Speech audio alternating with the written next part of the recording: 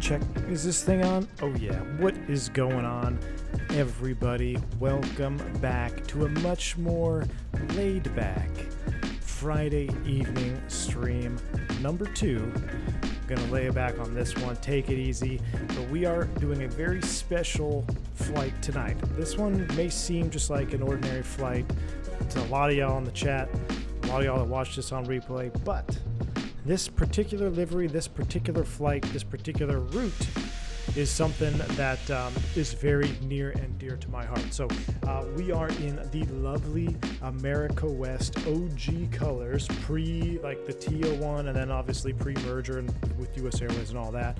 But this was the original America West. I remember flying on this livery, Airbus's 737 300s. So this one is definitely a special one. I've been waiting for this livery to drop since the Fenix released on Microsoft. So it's been quite a while. It came out of nowhere. Someone posted it in the Discord this morning when I saw it, and it's like, well, I guess we're doing double stream today. Even as wore out as I might be from that last flight we did where we had all those failures, this one, we're going to debrief it. We can talk about what went wrong. There's a couple other things I was thinking about too.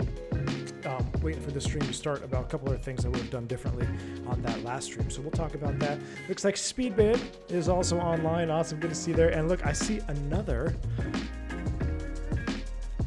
America West spawned in over there. How cool is that? I remember seeing this terminal all America West like that. And actually, the Speedbit wouldn't be too far off. It would actually park like over here, right, where the customs is. Big old 747 used to come into Sky Harbor. We are on the roof, Phoenix Sky Harbor. So Been here, spent a lot of time here as a young kid, and here we are again, right on the roof of the beautiful BMW AMG simulator. Beautiful Machine World. What do they stand for? I don't know. Whoever they are, I think it's a good job. I like the Phoenix rendition that they did, and I appreciate the work that they put into it. And Miggs, I appreciate you, my friend, for a $7 super chat. Thank you so much. It is allegedly, my birthday today, so thanks for the stream, Captain. Very timely. Miggs, well, happy birthday to you, my friend. Welcome to the stream. Hope you're having a lovely birthday on this Friday afternoon. So welcome, man. Good to see you. Arlen Macadori, welcome back to Private Pilot. And we have a new emoji. He is now one of us. Arlen, thank you. Welcome back to the channel. Team Green. Yeah, that last stream was absolutely mental, Flight Dispatch. It just was absolutely wild. So, again, thank you to everybody who took part in that. That was, there is about three now streams of all the streams that I've done as a content creator. There's always those few that stick out. And that one that we just did about 2 hours ago is definitely going to be one that I remember for a very, very long time. So here we are. Look at the detail on the roof. I don't know what's going on with that GPU over there, but look right here. I didn't even see like this is good detailing right here. Well, some guys complaining about this particular scenery, but man, I don't know. Unless Flightbeam brings something that just absolutely blows this away, which I don't know what they could do to blow this one away. I think this one is pretty darn good. So here we are. I mean, just look at this livery, man. It is just the juice. Like, it's absolutely old school. Yes, I do wish it had IAEs because this engine, this airline, America West, they did run IAEs. But, I mean, he's even got the little shark lift or the wingtip fence there. I mean, pretty nicely done. I mean, it's just very good. This is the home of this livery. You know, this is where this livery belongs, right here in Sky Harbor. So cool deal. We'll reset that. We'll get into the cockpit. We will get this thing fired up. We are on VATSIM. We're doing the Phoenix to San Jose, which I used to fly that a lot every summer, probably right around this time of year as well. But April, March, summer hits, get out of school, go to the airport. I used to be so excited, sit there. There's one wing view that I'm waiting to recreate. We've done it a couple times. Right here, flying into San Jose, you'll see the buildings downtown. It's just one wing view that I'll never forget. It's just been ingrained in my memory ever since I was a kid. So I cannot wait to recreate that. This is the second to last stream from the V1 HQ in North Texas. We will have one more stream after this, and it's probably going to be on Monday because I actually did get called from scheduling when we were on break there between streams. So I am doing some real world flying tomorrow and Sunday, but Monday will be our goodbye Texas stream. I have some plans for that. So long live Cactus, says Jeremy Harvey. I totally agree, man. All right, let's get this airplane fired up, shall we?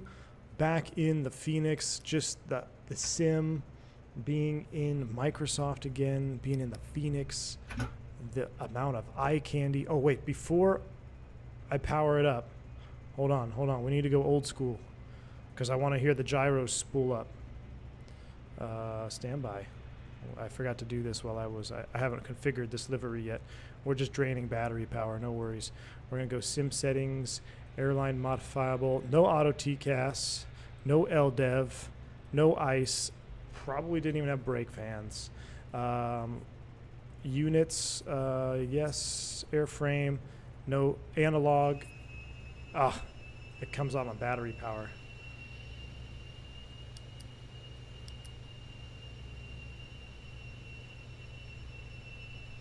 Let's see if it'll spool back down. It's spooling back down. While it's spooling back down, let's get catering over to the aircraft, shall we? We're going to use LSG. Catering is going to show up.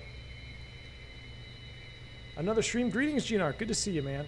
Last stream was awesome. Learned a lot about the bus from a fellow Boeing pilot. Awesome inverted aviator. Welcome. That's the whole point. Glad you enjoyed that. What's auto TCAS? Jeremy, it will actually respond to an RA.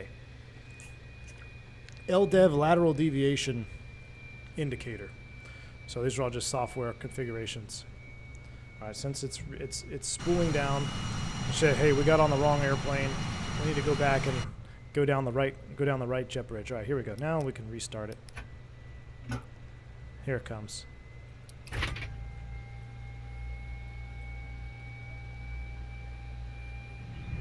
Love it. It's worth it. It's worth the reset. What's that noise? That's the gyro spinning up for the attitude indicator. So this is the old school attitude indicator that runs off a gyro. Very similar to maybe some GA aircraft that you're familiar with. The whole, gyros and vacuum system. That's what it's running off of. So it's that sound that's spooling up is the gyro spinning up to speed to maintain this position. So if you uncage it here, watch this. See how it kind of rolls into position there? Perfect. All right, we got our overhead on. Let's go crew supply, ground control, CVR. I remember our group flight from Phoenix to San Juan years ago. Oh, yeah. Phoenix to San Jose years ago. Yes, you're right. We did do that. You're absolutely right. We did do that years ago. That was a lot of fun. There's TTO -8. It was Long Live Cactus.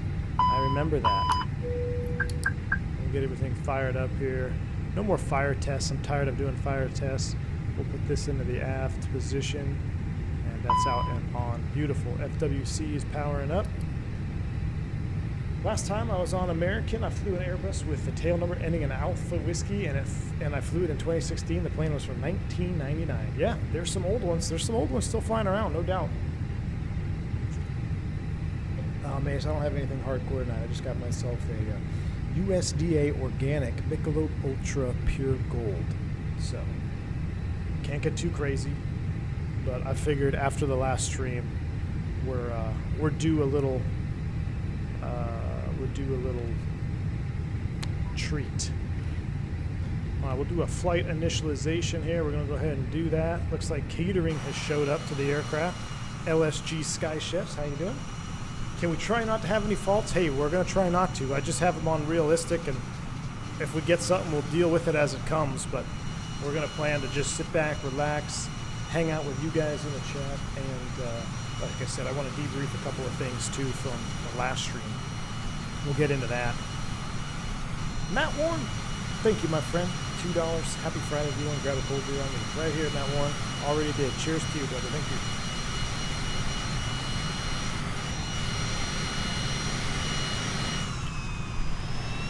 A little vacuum cleaner coming out there behind us.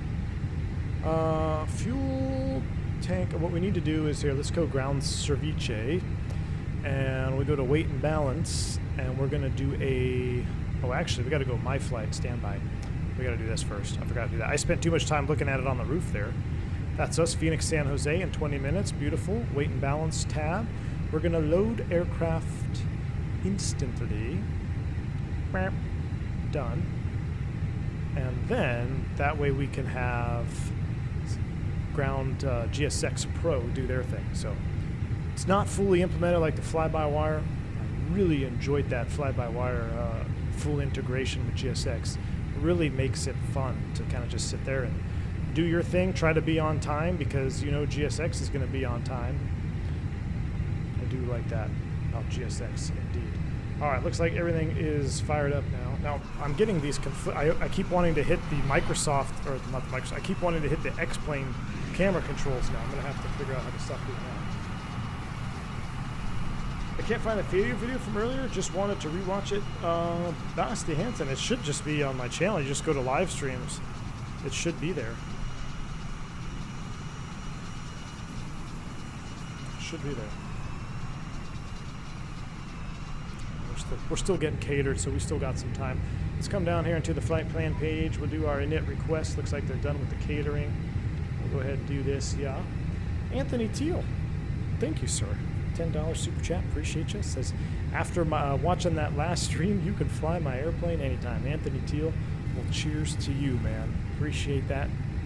Means a lot. I'm going to be flying some airplanes around this weekend. I actually don't love the trip that I got. It's not a bad trip, but it just gets back late on Sunday. So I wanted to do a Sunday stream and then drive out on Monday, but because of the trip that I got, I don't get in till late on Sunday. So we'll do the goodbye stream on Monday. I'll do some more packing, and then I'll leave at Tuesday at 1 a.m.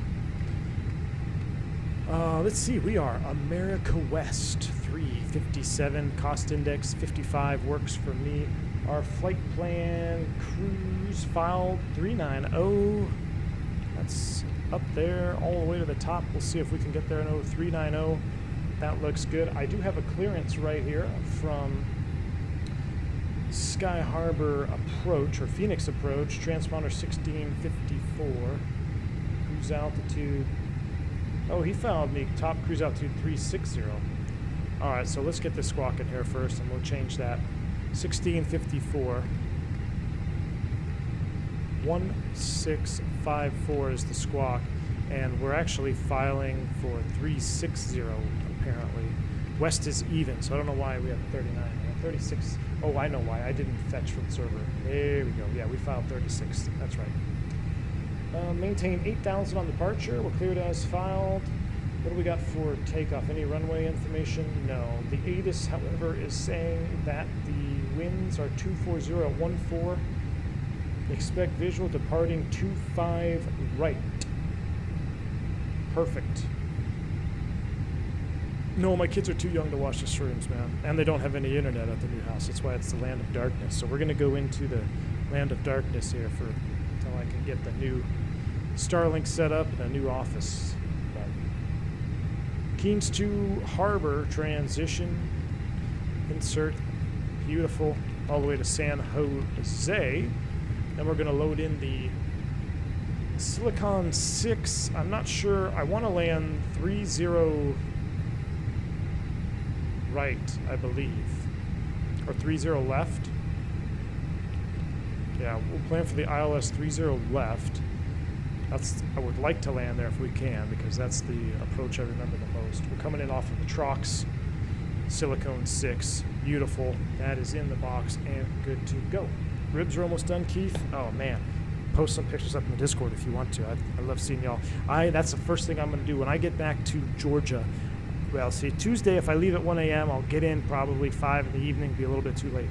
But I get a Wednesday, I'm going to bring my first Texas cookout in Georgia. I'm bringing my Texas barbecue to Georgia.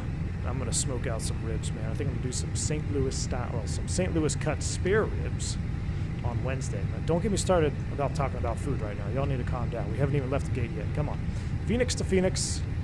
We know all about doing failures, so I don't think I have to explain my processes here with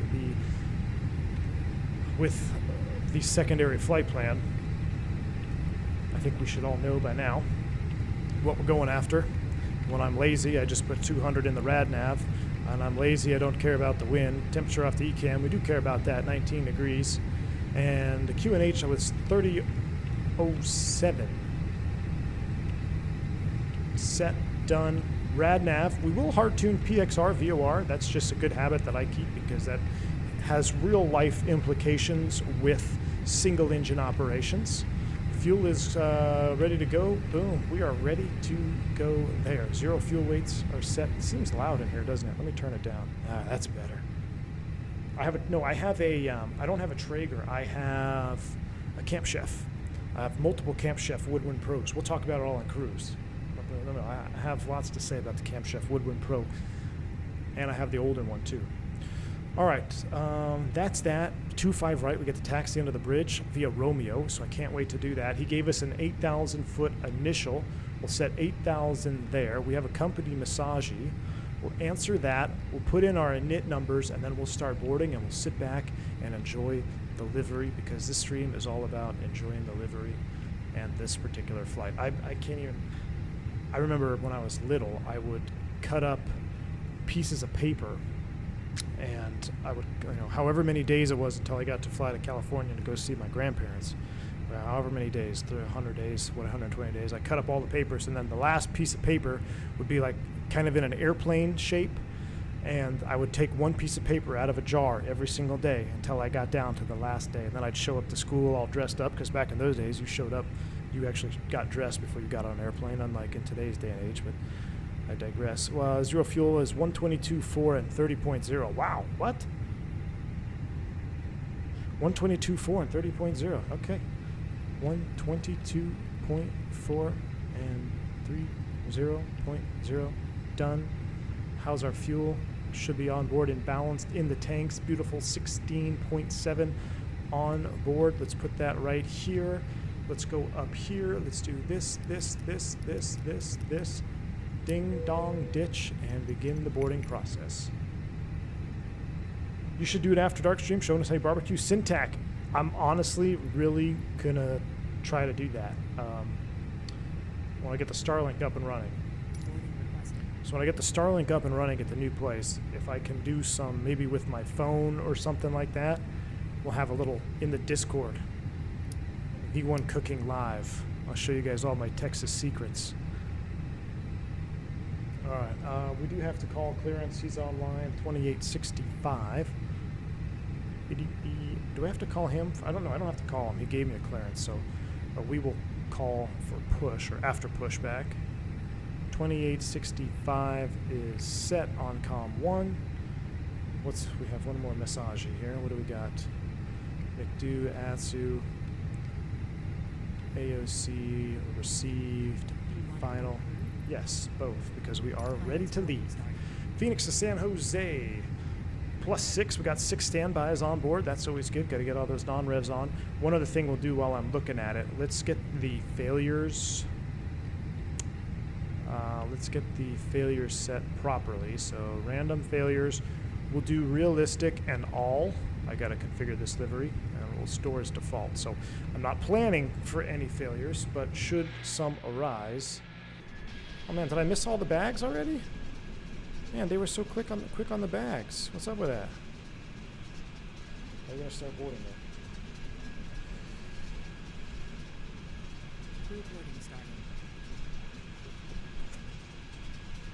Jesus, Arlen. Steven says, hey man, I still dress nice when I fly. Granted, it's a little overkill because I almost exclusively fly Southwest, but it's the principle. There you go, Steven.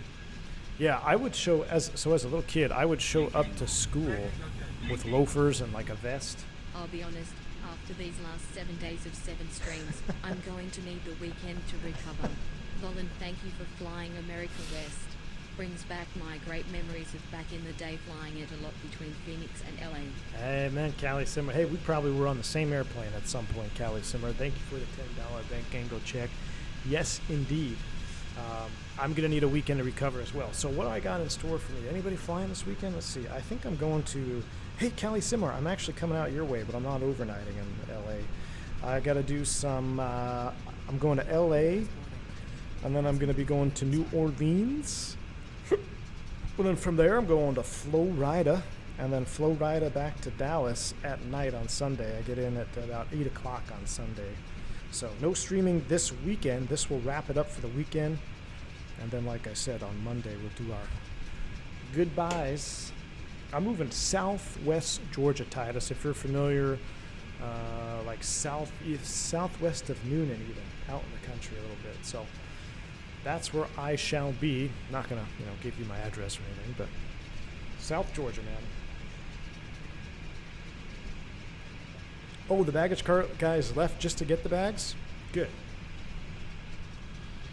Let's see. I wish there was like a terminal view. I do wish I could be standing in the terminal. Actually, this is pretty close. I bet you if I do drone cam and we come over here, I bet you I can get it pretty close to what you'd be looking at. How do I go down? That's up. I want to go down. Why can't I go down anymore? There you go. Oh, yeah. See, now I'm all messed up on the...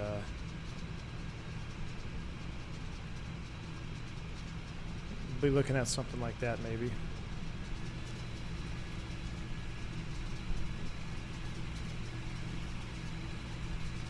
$13 of 123. Are you going to carry on streaming when you move? John, I am.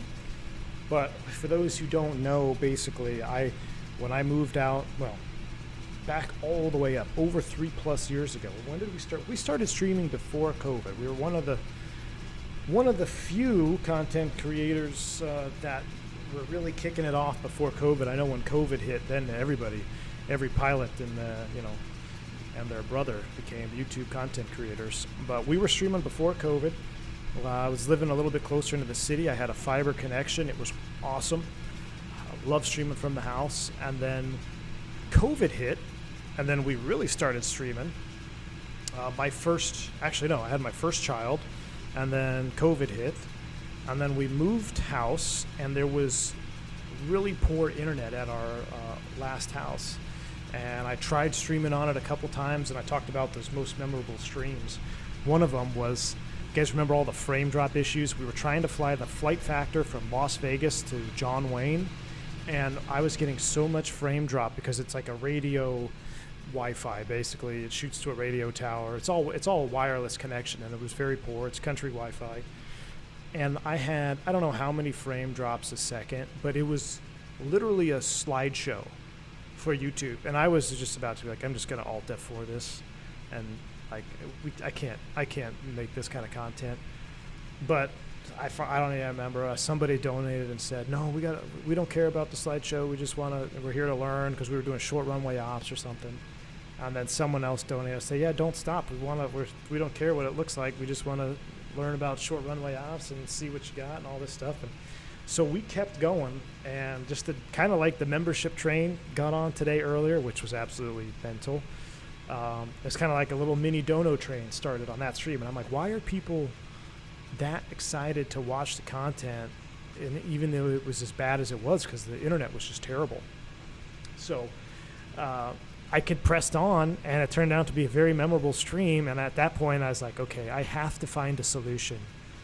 I like this too much. It's not just a hobby for me. Streaming, creating videos for you guys is not just a hobby. It's something I'm very passionate about. I mean, I guess you could call it a hobby, but it really is something I'm passionate about at my core.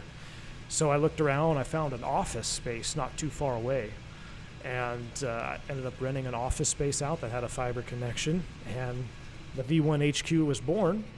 We rode that for the last couple of years, and now we're moving again. I don't know what the internet situation is. I'm going to have my Starlink at the new house. I don't know if Starlink is streamable. I don't know.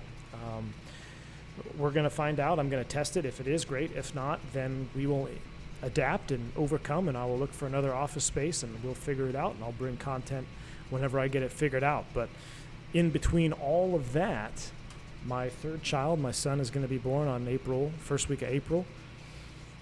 It's a big move for our family. I got two other, and between all that as well, I had my second kid that was born. So there's going to be a lot going on the next month. You're probably not going to see any content, if I'm being honest with you. You're probably not going to see. I would be surprised if you guys saw any flight sim content in the next, in April. Maybe if we get lucky with the Starlink and it's working, maybe I can do some after darks. I will definitely do after dark if I get Starlink working. If not, I'll definitely be doing shorts videos and stuff for y'all. But then once I get settled in at a new HQ, trust me, you'll know about it, and we'll be back on the stream train. V1 live from Starbucks, free Wi-Fi. Steven, that's awesome. It's so funny, man. Career hobby, same thing. There you go. Ginar says, I think that was one of the streams I suggested Starlink to. Gino, I think it was. And you're right, I signed up for it. I signed up for Starlink, and it wasn't even available in my area yet. So we had to wait. And it just was, I remember I would get legit anxiety before hitting the go live button, because I wouldn't know how bad the internet would be that day until I hit the go live button. So I legit anxiety. And I hit the go live button, and I'd see, there's my percentage of frames, because I can track in OBS and everything. You can see how your frame percentage is. You can see the frame drop and all that. And I just see the percentage climbing: 5% frame drop, 8% frame drop, 20% frame drop. My limit was right about 15%, because after 15%, it gets pretty hard to watch. But I'm pretty sure on that Flight Factor stream, it was about 50. It's like 50% frame drop. What's the new V1 HQ time zone? Watch, Duffman, I will be East Coast time zone. So right now I am Central Time, USA. I will be 1 hour closer to the European fan base on the East Coast. So I'll be +1, whatever we are now. What are we, 6, 7? I don't even know. I'm one of those pilots that's just very bad with Zulu time, unless I'm in the cockpit and I see my Zulu clock. I just found out yesterday that there was a Zulu time on SimBrief. I'm like, oh, that makes it so amazing.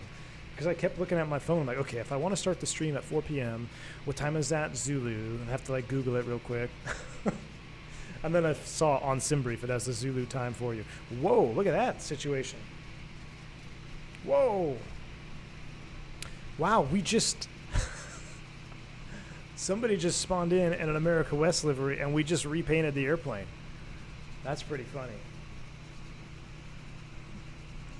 Come on, you can switch gates. I know you can switch gates. Please switch gates, because I want to look at your livery. You got a great livery. You got a great airplane. Just don't spawn on me. Just don't spawn on me. Just move one gate over.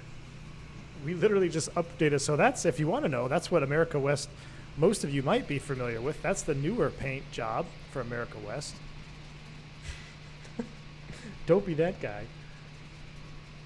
ATC wants to know ETA for departure. Well, we are 91 of 123. We're all set to go probably within 10 minutes, hopefully, less than. As soon as we're boarded, we're ready to go.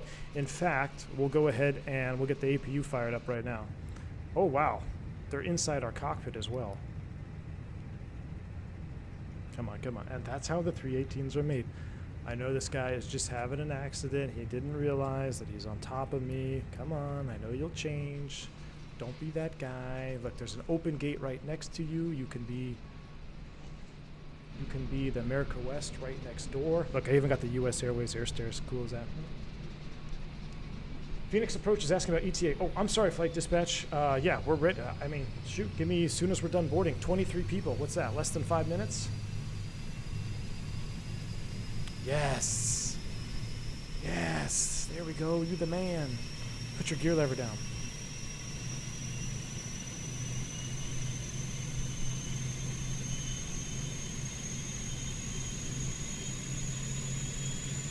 Having an accident and he's on top of me.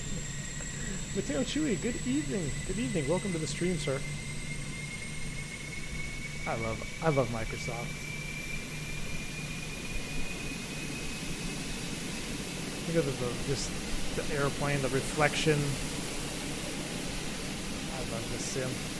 All right, we're on board. That's coming on. He's waiting for us. So flap is open and avail. We're pretty much ready to go. We just need to push back and roll out. Let's go ahead and do our perf takeoff. 25 right. We're just slow boarding today. 25 right. We'll sync the final load sheet. I'll tell you what. Force Toga, because I love you guys. We'll do packs off. Do packs off. Force Toga, optimum flap, sync live, calculate. 361 with Lima Whiskey, Phoenix threshold. 1840-40 flap 1. 1840-40 flap 1. Phoenix Approach, Southwest 517 with Lima 1.9 for San Diego. Southwest 517, Phoenix Approach, expect VC.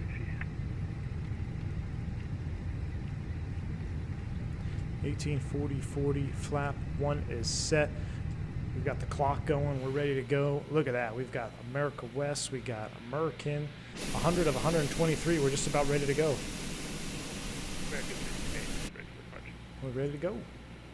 American 1686, wind 24014, right 26, clear. Steven, you're right. We do need a CRT. I'm surprised we don't have. I'm really surprised Phoenix, that's not even on their roadmap to do like a CRT rendition. Because I swear, this cockpit that they've done, especially when you throw in these older gauges, it just gives me that old cockpit vibe. It really does. All right, so that's on. We're closing it up. Let's go ahead and disconnect from there. Let's prepare for pushback and departure. I'm ready. You guys ready? It's going to get a little hot in here. What's your temp? I want to, no, I don't. And I want to go nose left, tail right. American 2048, Phoenix L10. 3007, expect the visual runway 26. Oh, it's hot in the back. Okay, we're going to go ahead and turn the bleed on right now. Expect visual 26 for American 2048. Hello, Captain. We are ready for pushback. Where are we at? Bravo 8. Finish approach. Good evening. Cactus 357. With information, Charlie ready to push off Bravo 8. Cactus 357, Phoenix Bridge, pushing fair out, you're on discretion advisory taxi.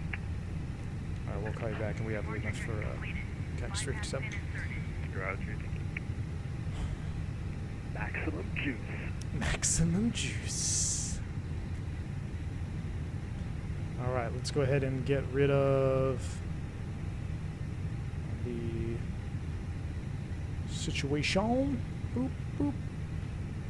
I'm ready. I need to go nose left, tail right. Execute. I too am going to be oozing April with Baby 2 coming first week. I was hoping to watch all your live streams during the day. Guess I'll have to watch the oldies. Best of luck, sir, and congrats.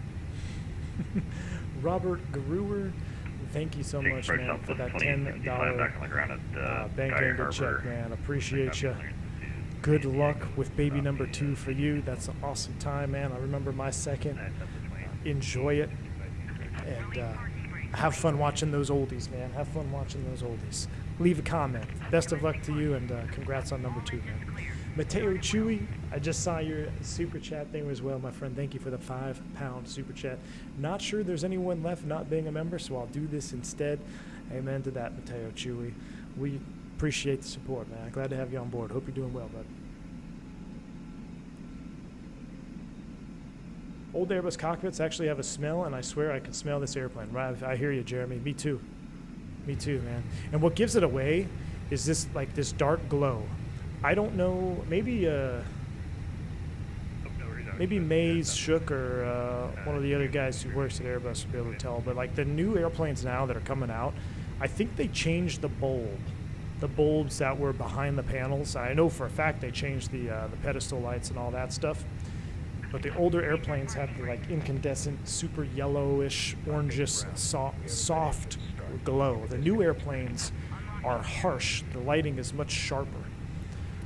But this one has that old school feel for sure. All right, let's go ahead and turn engine number 1. Everything looks good up top. Engine mode to ignition start. Here we go, and turning 1. I'd pay a lot for EIS 1. Yeah, my buddy was on the EIS 1 bird yesterday. He was sending me pics.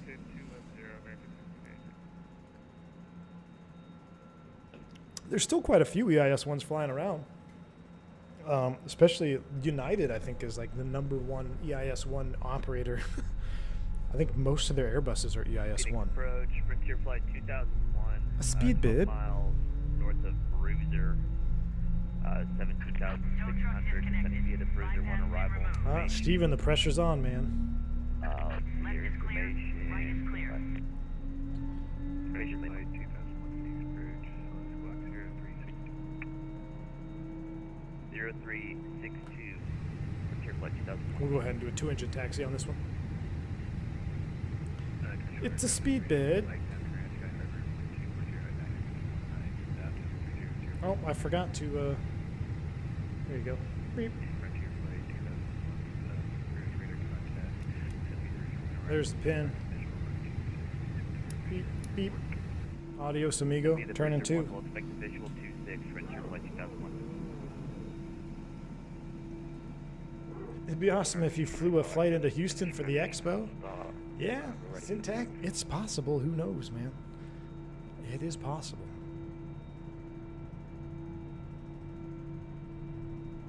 American 295 looks like you're empty and there. Can you taxi the aircraft in front of you or get taxis? Heard of that? 49. We got American 1549 approach, runway 25, right, taxi via Charlie, Delta. Nick, thank you for the $2 super chat, man. So you need to go into your FS Dream Team setup on your desktop, and then you're going to go into settings, and then you have to you scroll to Sky Harbor where it says exclude third-party jetways. You're going to select Phoenix. You're going to hit the little arrow that points to the right, and that will exclude Phoenix Sky Harbor from using the GSX jetway. And then if you have this scenery, it'll look just like this here, and it looks good, especially if you've updated it. It gets rid of the Southwest terminals and stuff because they've done a couple updates on it, and it's been pretty nice. We're going to go a normal position, flaps to 1. Oh, that's 2. That's 1. It's American Airlines now. What most people don't understand is that the modern day American is actually America West, because America West bought U.S. Airways, then in turn bought American. So they just, for branding purposes, kept American because it's American. But that's actually the cold hard facts. I got to squawk altitude, so I got to put that on in the Phoenix. We're waiting for him. Let's do our quick flight control check here. Full up, full down, a neutral, full left, full right, neutral, rudder, full left. Oh, no it wasn't. Now it is. Full left, full right, neutral. We were flaps 1.1 down. Done. Let's roll.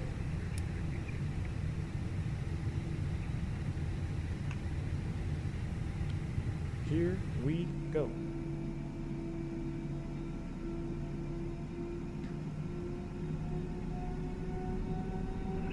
Yeah, the side stick's probably out of focus and it doesn't look that good because I already had to adjust the cam, but it's about as good as it's gonna get. Through that.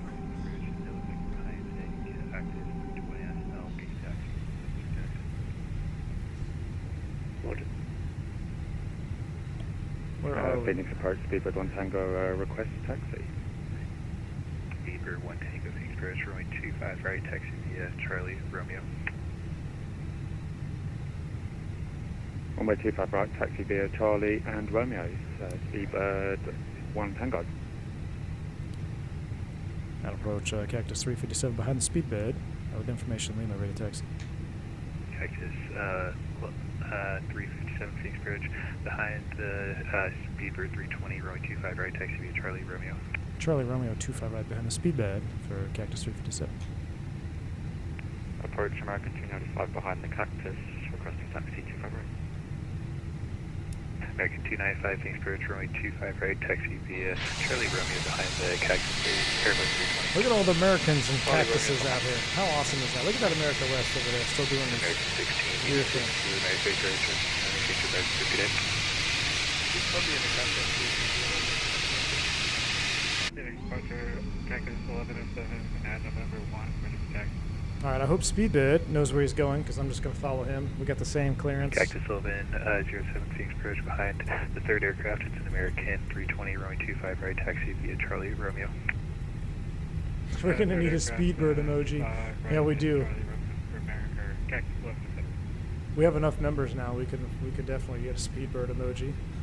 And Speedbird. airshow 5738 behind. Speedbird does not like taxiing on the center line either. Airbus Must be a British thing. Right, taxi via He's Charlie driving Romeo. on the left side of the center line. Behind the Cactus, can you taxi Charlie Romeo, shuttle 5738. Speedbird. They drive on the wrong side of the road and the wrong taxiways too, apparently. Speedbird and Cheerio. American 1549, we're all ready to go, runway 25 right. American 1549, wind 240 at Niagara, gust 19, runway 25 right, clear for takeoff. 25 right, clear for Auto takeoff. brakes American max. 1549. Let's make the turn up here. Takeoff config is checked. Didn't arm the speed brakes, we did that. And we gotta get the TAR right here. Bank angle check. AV1, career advice question. I'm from MCO but live in Day FW now. If want to be an MCO for a while, what carriers have MCO as junior bases versus senior bases? Thanks for all the great content. Caleb Greenlee, thank you for the $5 super chat, my friend. If you want a junior Orlando base, you need to go to Spirit Airlines, man. That is a massive base for them. It's junior. United has a base there as well, but it is going to be extremely senior. So, and plus, you know, Spirit is kind of a South Florida airline. So, if you want to be in Florida, man, that's where I would go. Thank you for the $5 super chat. Appreciate you, man. All right. The Speedbird did his thing over the bridge. Looked pretty exciting. Hopefully ours is less eventful. Are we going to collide with this over here? No, I don't think so. Man, that Merkin is right up on there. Chris Coke Robinson, good to see you. Yes, everybody is green. This is a green chat now. We had a mental American 1549, Phoenix stream earlier today. Flight level 210. Look at that. Look at this view. I love going over the bridges like this. It's so cool. See, why? I mean, this airport looks good to me. They got the tree right here. That's shouldn't be there, but they got all the proper roads. They're not all, but pretty darn close. Southwest 517, Phoenix And we're going to go into the bridge. Right, taxi via Delta, hold for Delta 13. taxi via Delta, hold for Delta 13. Going under the bridge. I don't know why that's so cool. It just is. Speed is 1 Tango from 25 right, clear for takeoff, 1240 It's just so cool. I don't know why it's so cool to me. But it's Clear cool. for takeoff runway 25 right, Speedbird, 1 Tango. American 20, I'm pulling the 48, Speedbird here. right Just heading went off the center 170, line. descend maintain 5,000. Yeah, you're good, Right Gruff. 170, maintain, descend and maintain 5,000, American 2048.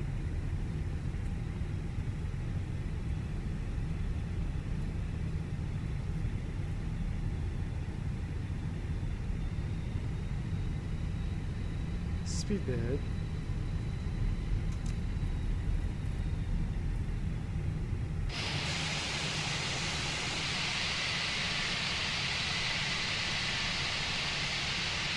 Quite the conga line here on a Friday And afternoon. American 2048, fueled at your 3 o'clock, 10 miles from point site. We got the field for American 2048. 25 American right, 2048, 7 clear visual left. approach runway 26. It's where we need to be. Cleared from the visual 26. That's where we are. 2048. Oh look, a little Southwest. There's Big Earn taxiing out over there in his 737. Look at that Big Earn over there.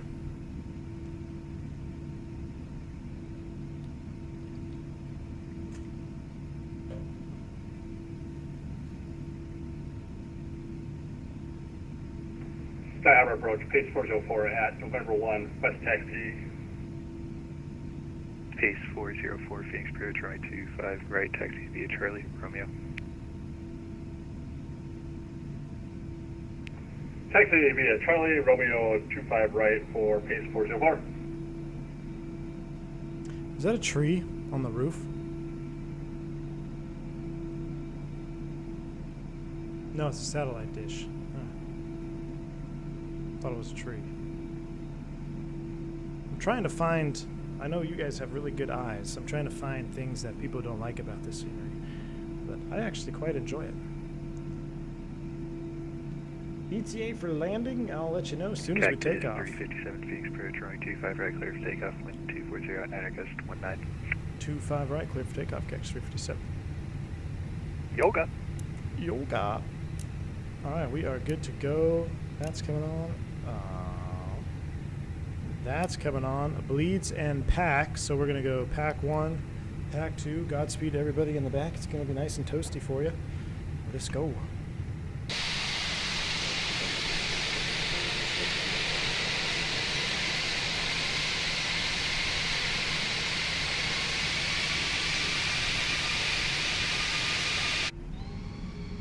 Citation 361, Lima Whiskey, verify squawk 1522.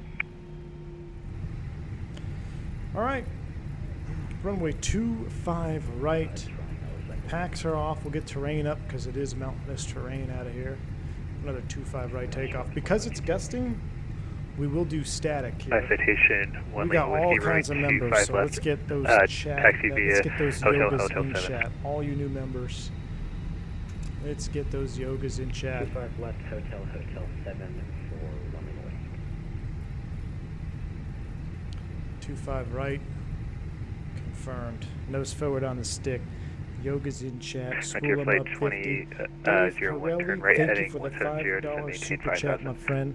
I appreciate you. 170, 5,000. My pleasure for doing them. I hope you like to continue to watch that. American Thank you so much. 2048, runway Here we go, 26, clear Yogas. to land, wind 240 at 9 August 19.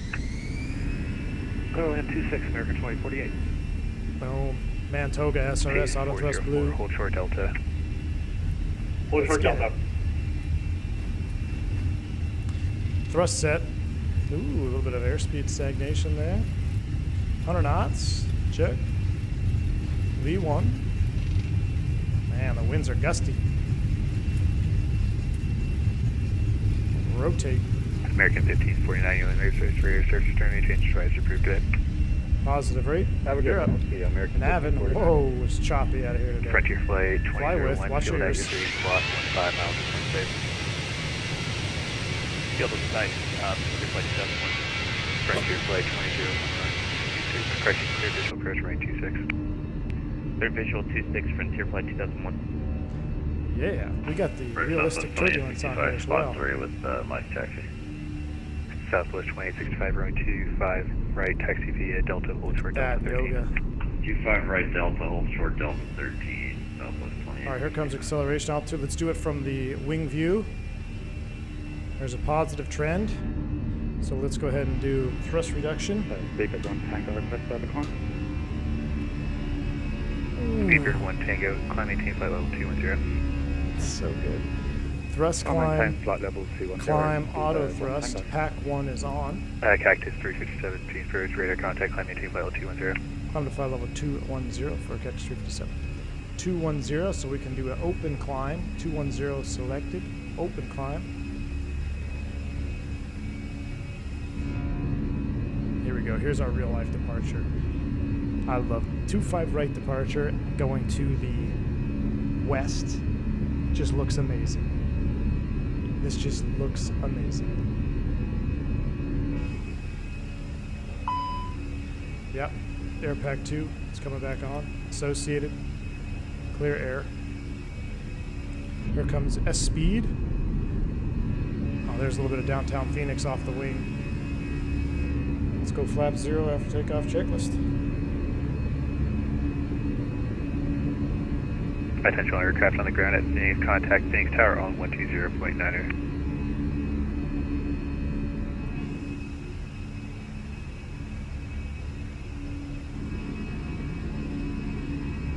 Frontier Flight 2001, contact Phoenix Tower 120.9, cadet. 120.9 or Frontier Flight 2001.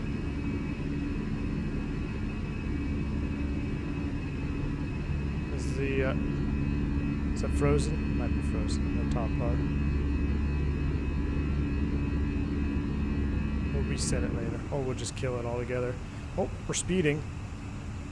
Tell you what, we'll just do that. Because I just want to enjoy this. Is flight line frozen, you said? It's frozen? I'll tell you what we'll do. We'll just do this. Dunskies. Let's enjoy it.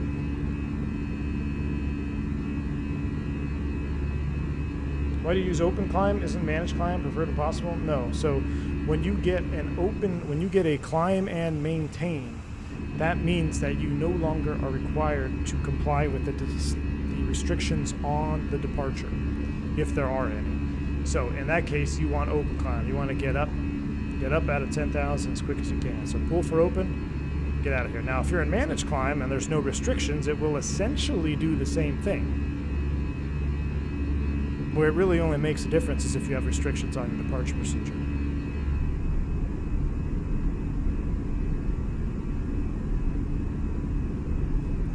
Gosh, it's just seeing the old wingtip fences there.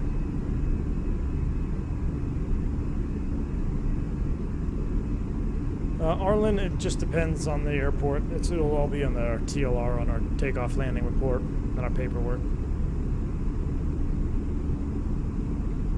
There were no tire marks on 25 right? Really?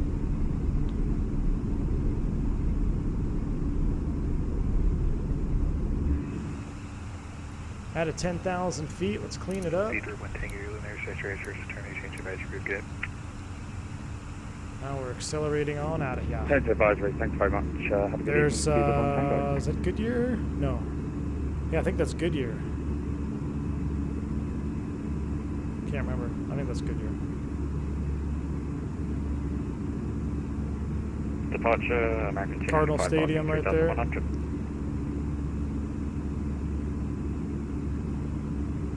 Oh no, American here's Goodyear. Radar contact, climb maintain flight I level think this is Goodyear here, right here.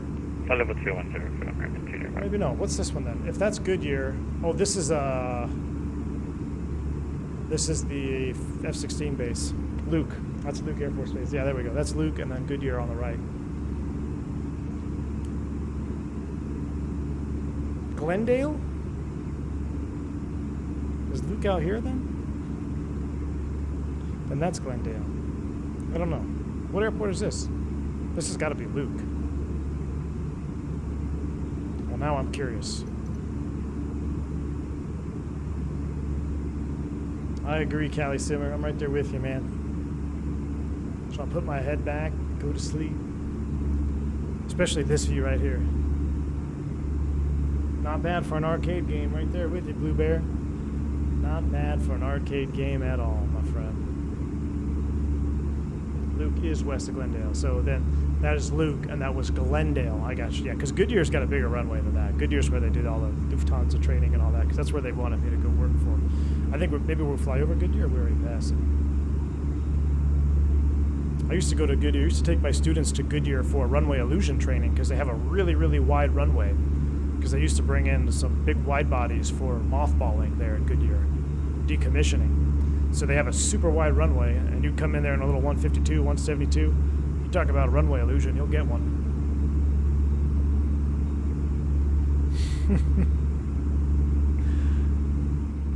Andre Henry with the V1 wings, my man. $20 super chat, appreciate you, sir.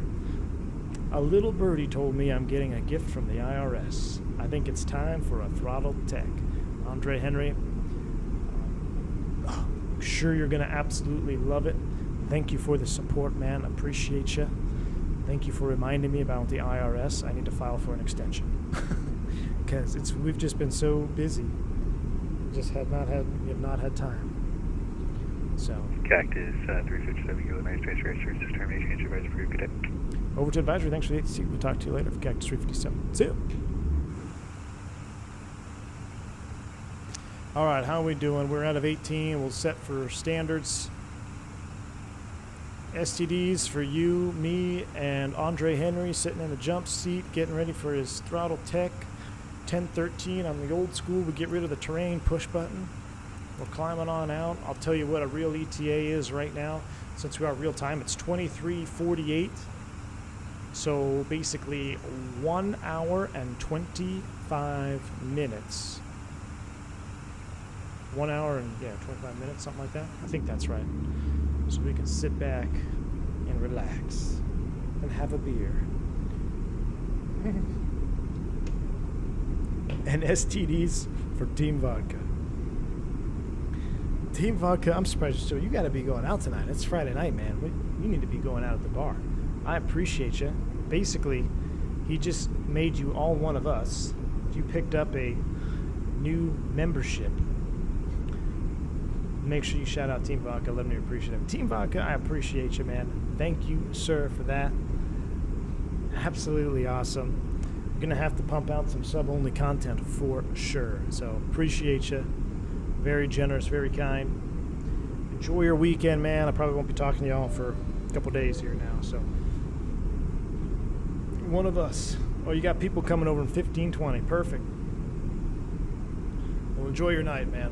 Thank you for the support today. It's been absolutely crazy. It's been a lot of fun. I think we're leveling. We are leveling. We need to continue our climb. Our climb, 360. Let's go ahead and do it. 360 is thrust climb, open climb, blue. Here we go. Up we go. Gobble, gobble. We accept you, one of us.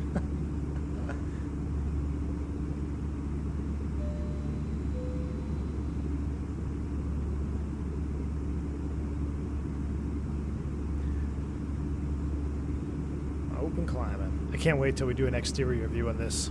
Now that we've hit desert land, I'm going to go ahead and pause the alert box a little bit here.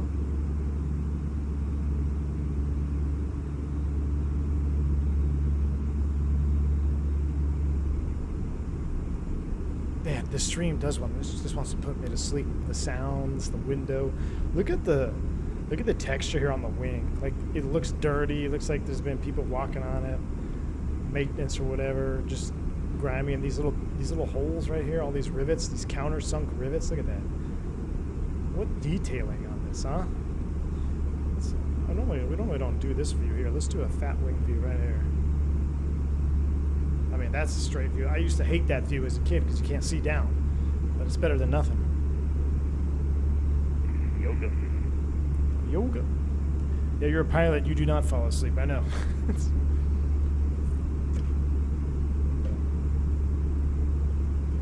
Matt Warren, if I'm being completely honest with you, I have not noticed any difference in the turbulence. So I'm not sure what all the hype was about.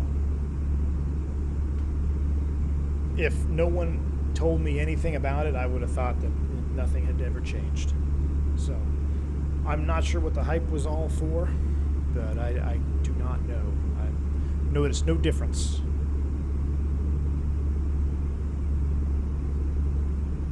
No difference.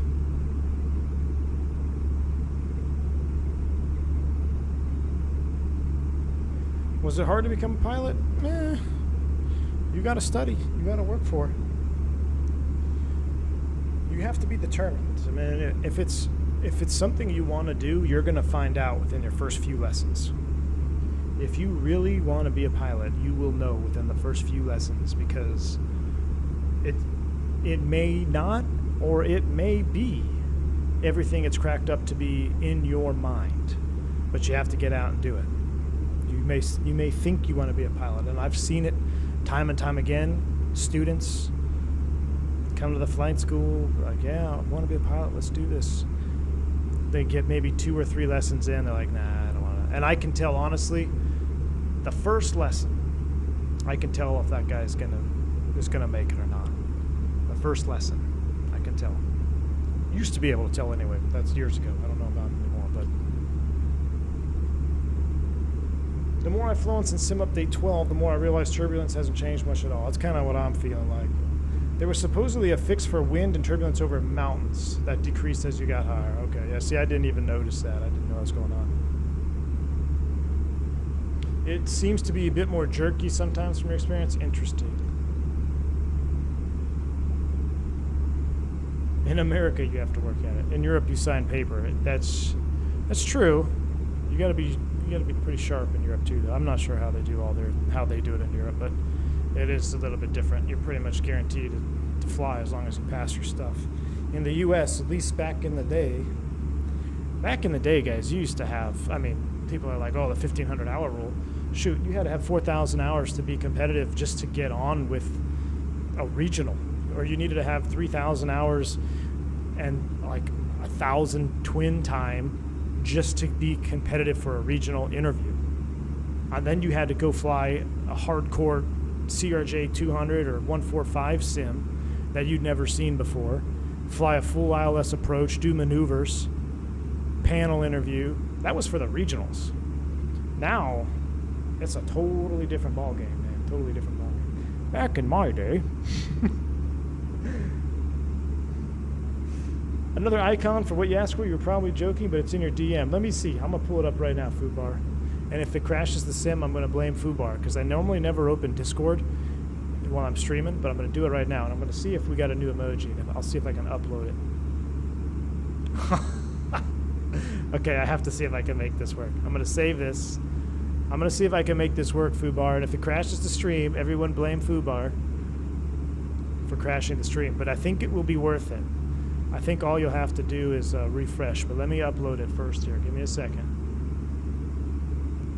Give me a second.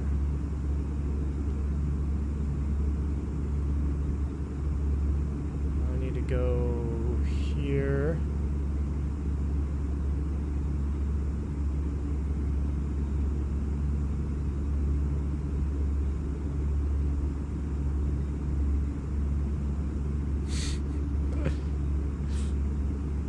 Please tell me this will work while I'm live. I think it will. I think this will work. Give me 10 more seconds.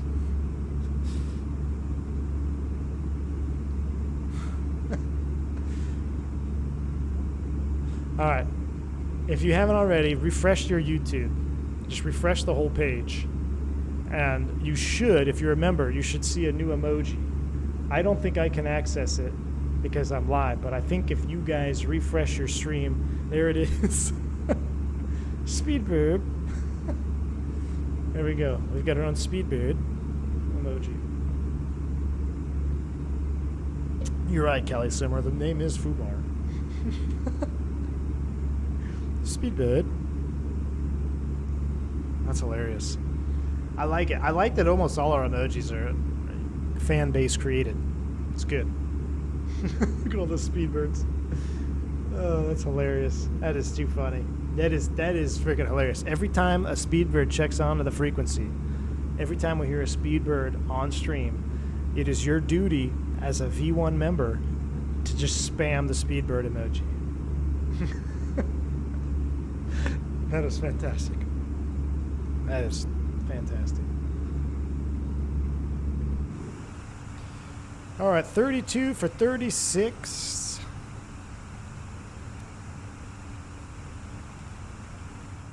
I would go outside view, but it's still probably pretty loud. It's still pretty loud. We'll wait till we settle in and cruise, but oh man, that is... This livery belongs over the desert. Similar to the U.S. Airways livery, but this one for sure. This one more so. This belongs in the desert. I mean, it even looks like it's a dirty white. It's not a full white, it's an off-white. Just need those IAE engines on there. But we'll enjoy more outside view when we level off. It's a little bit too loud right now. Of course, this all falls down if the Speedbird pilot is Scottish. Yeah. I see cost index 99 again. Yeah, let's do that. What the hell? And it's 99. How's our fuel going to be? Look at 6.8 on the ground. Yeah, that's good. To me, it was Queen of the Desert. Yep. Indeed, Callie Simmer. Into cars at all? Kyle, I used to really be into cars when I was in high school. High school and even in college, I was really into cars. I was on a drag racing team. I was into muscle cars, so American muscle cars. So I was definitely into that for a while. And then I got into, well, I got a truck. Let's see, when I met my wife, at the time girlfriend, I ended up getting a truck because we were moving. And I was going to fly cargo, I think. I think that's time frame. And got my first truck. It was like an older King Ranch. And then I really got into boats because I had a truck so I could tow a boat now. And then I got hardcore into the bass boat thing because I've always been a fisherman and deep at heart, even as a little kid. So I always wanted my own bass boat. But that never really was a reality because I always had muscle cars. And then when I got a truck, I was able to tow a boat. I'm like, all right, here we go. What's your thoughts on the E175 nearing my ATP minimums and debating going Envoy? You have any experience? Yeah, Thomas, I flew the E170. My first regional jet, believe it or not, was the Embraer 170 and the 190. So it's a fantastic airplane. The Embraer is a fantastic airplane. It does its job really, really well. You know, now I don't know how Envoy operates them. Where I worked, we stretched the legs on them a little bit more than they were really intended for, so there were some flights where you'd have some issues with weight restriction and all that, but generally speaking, when it flies and it absolutely crushes the traditional regional role in the market. So it is a phenomenal airplane. It's comfortable, nice cockpit. You have to get used to the little handlebar tricycle yoke thing, but once you get used to it, it's actually, believe it or not, when you get used to the tricycle yoke, it's actually more intuitive than the regular yoke that you're thinking of, like in a Boeing 737. So, well, you will smash your knees a couple times. But yeah, it's a Embraer 175, a great airplane. Great airplane. Embraer. I'll never forget. So when I was getting typed on it, we did all like the home study, CBT training course and all that. And it was all narrated by the same voice. And he would, the guy on the voice, or the voice guy, whatever, the EICUS, and the EICUS will indicate that the EICUS, and he said EICUS about 5 times every single slide. It just drove you nuts. That just became one of our running jokes in class. The EICUS, because we call it the ICAS, or Engine Indicating Crew Alert System or Awareness System, something like that. The EICUS on the Embraer 170. I take it the saline was yours? Yes, it was, Swarm. Yes, it was, man.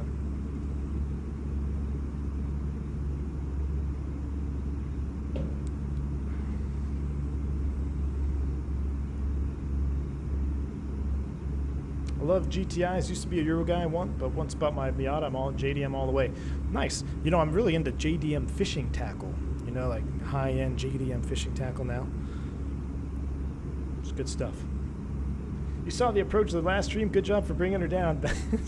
Yeah, it was a little wild there for a minute. The E-Jet E2 series with its massive engine, so nice looking. Yeah, the E-Jets look pretty cool. And I'll say this, the Embraer 190 definitely flew better than the 170. The 190 is a great airplane. I see why JetBlue kept them for as long as they have, and they've put it to use as much as they have, because the Embraer 190 really is. The Embraer 190 is, I actually prefer that over the 170, 175. And the 175 is really good, but the 190, 195, it's almost perfect. It's thrust to weight, its size, its turning, its sportiness, its transport capabilities. The Embraer 190, 195 is a really good airplane. I really enjoyed that airplane too. Have I ever flown corporate jets? I have. Citation Bravo is my favorite because it was the most advanced. But I flew 2s, the CJ. I flew that old Citation 2 with just all steam gauges. I was talking about that in Phantom last night in Discord.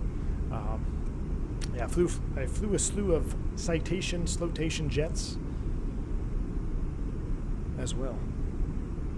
I'll try to butter it. We'll see. Alright, let's do this. Yeah. Did I put a lift kit on my truck? Do you prefer Dodge? I've got a GMC now, Jeremy. I've got a diesel now. I got a GMC diesel, the AT4. And I have not lifted it or leveled it because I do a lot of towing. I leveled my last truck. I had another King Ranch. I leveled it. I didn't lift it, but I leveled it, so it kind of made it a little bit more aggressive looking. But for my current truck now, I got a diesel because I was really big into the tournament fishing scene. So I was towing a boat a long distance a lot of the time. So I put 60,000 miles on a truck in 2 years, and most of it's highway towing a boat. So, but I got great gas mileage, and the diesel can pull. I mean, that's why I got the diesel, because it can really pull. So I didn't lift it or do anything with it because I didn't want to impact the towing capabilities of it. But I did put new rims on it, new wheels on it. Yeah, AT4s look good, man. It matches my boat, too. Just white and black all the way. All right, let's settle in here. We're cruising in. Gosh, it looks so good. I'm going to turn the sound down. We're going to turn the seatbelt sign off. I'm going to bring it all down here. Let's go outside view. That's the view we want. Or do we want this view right here?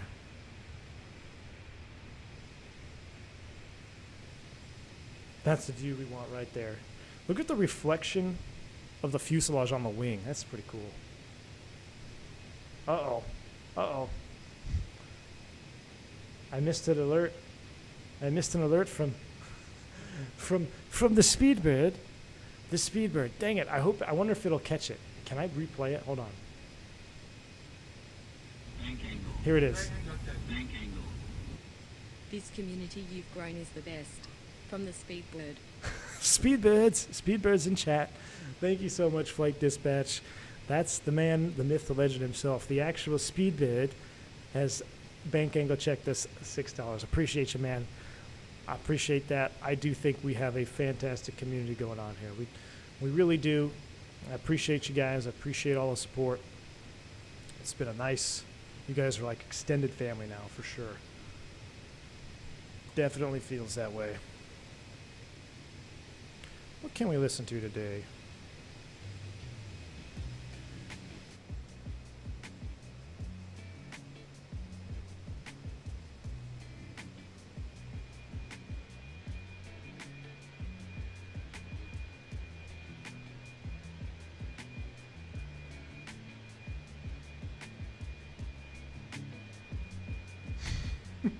Speedbird. V1, did you ever fish with Justin Rackley? Never fished with him. I've fished with him in, I actually fished a tournament with him one time on Lewisfield. I ran into him before he started the whole Guggen thing, Al, or when it was just getting started, I should say. I actually ran into him, and he gave me some of his Mondo worms that were prototypes at the time. And then I ran into him another time when they were actually out, and he signed a bunch of baits for me and stuff. That was pretty cool. But what's really small world, Al, is so my wife, when she was working full time, her best work friend's husband, like we'd always all hang out together because it's my wife's best work friend, so naturally we'd hang out together. Then her husband went to school with Rackley, so he was friends with Rackley. So then we were all kind of knew each other in that circle. But yeah, I have met with him. I fished around him, fished near him, fished tournaments with him. But we're not like besties by any means. But Orlando Mitch, thank you for the 17 months of support, dude. This is Bank Angle Check. Glad I was able to catch you live. Orlando Mitch, appreciate you, man. Thank you for the support, dude. I like that MD-11, you guys. Is that MD-11 or a DC-10 here? Profile pic. Can't tell. Looks good, man. Could you an A20, an Antonov at Kitech? We haven't done Kitech in a while. We'll have to see. Antic, I run a Falcon bass boat, a Falcon 20 TE. I used to have a Nitro. I used to have a Triton. I don't know why I keep forgetting that. I used to have a Triton, used to have a Nitro. And then I had, I had some other boats, like some tin and can boats. I had trackers. I had a Lumacraft. I had one of those, an old one. But then my newest glass boat, it's a 2021 Falcon 20 TE. So that's what I run now. And I love it, man. My tournament partner, he runs a Fenix 921 Elite, and it's great. I know there's a lot of hype about Fenix boats, but man, I'll take my Falcon any day of the week, twice on Sunday. It's just really does. It's a different riding boat for sure. Tom C, I fly the Airbus for Southwest Airlines, South America West Airlines. This is a great stream and chat to have on while I write my project report about airfoil principles of flight. Ooh, Rohan, hey. If you want to talk about principles of flight, I did a long-haul A340-600 stream. You guys remember that? In X-Plane 12, when the A340 first released, we did a whole thing on... what am I trying to say? A whole thing on aerodynamics. I'm trying to get it better. There we go. I kind of like this looking down view.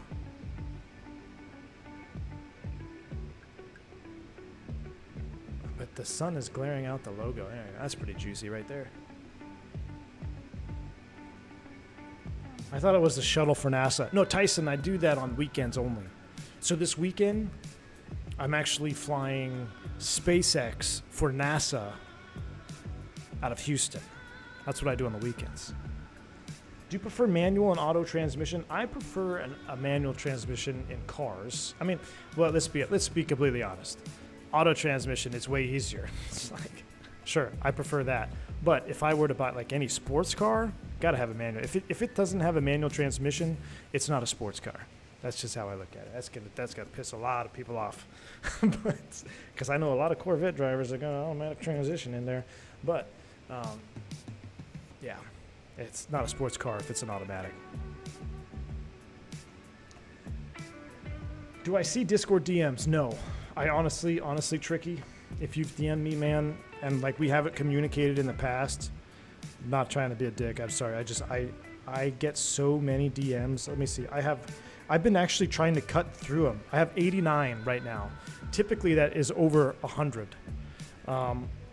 But if we've never like communicated on the Discord before, it's not that I try to ignore you. I just don't get a notification, and I don't even see, like I have my setting on, unless I go in and accept messages, I won't even see that people are sending me messages. So the best way to contact me is to like tag me on the Discord, and then maybe we can start a conversation. But I tried to do the DM thing for a while, and it gets too clouded up. So,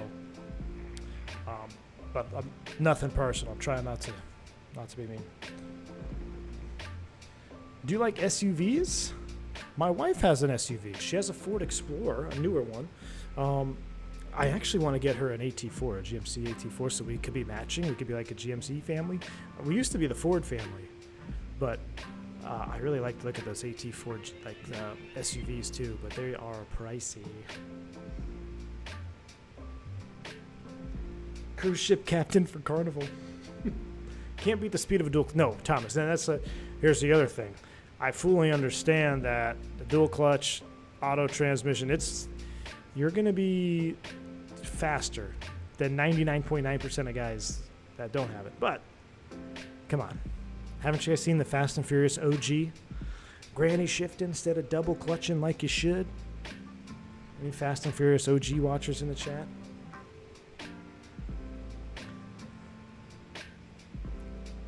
What are your side stick settings? They are all 100% linear, Cloudy Box. I looked yesterday. All linear, my friend. Straight linear.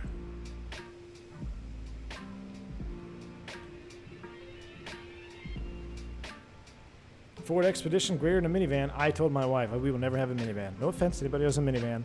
And having 2 kids and probably a third, well, probably, and a third here in the next week, I fully understand the practicality and the ease of use for a minivan. I totally get it.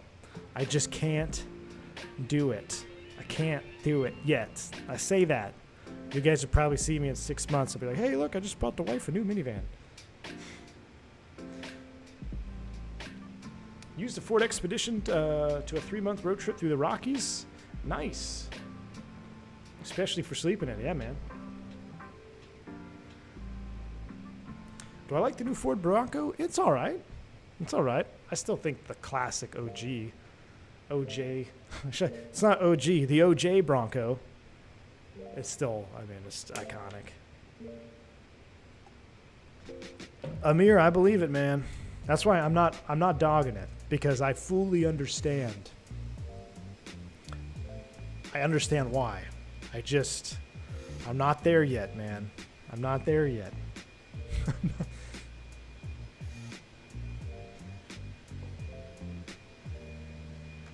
So I guess the Bronco Raptor is out of the question. What's a Bronco Raptor, Al W? Is that a thing? My 2000 Camaro SS is a stick. Can't imagine anything else. I'm right there with you, J-Long. That was my nemesis. Camaro, Chevy versus Ford, man. I won a lot of money off a couple of Camaro owners. Won a lot of money off some Camaro owners, and then I lost a lot of money to a freaking, like, Volkswagen Passat guy.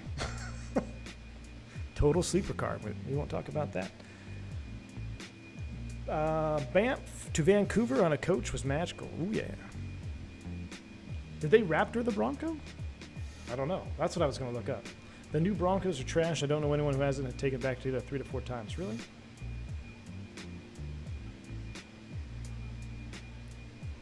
What? Callie Simmer says he's afraid to drive. It's got to be a Prius, right, AJ? Yeah. AJ, exactly. My mind. It's got to be a Prius. It's got to be a Prius. Come on. Come on, Callie Simmer. Spill the beans, man. This is... We're not a judgment-free zone, but we're insult-free. So we're not going to insult you, but we will judge you heavily.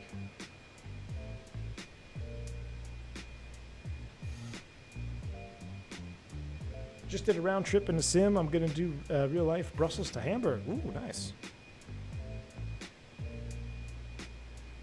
I'm trying to look this thing up on Google here. Ford Raptor Bronco.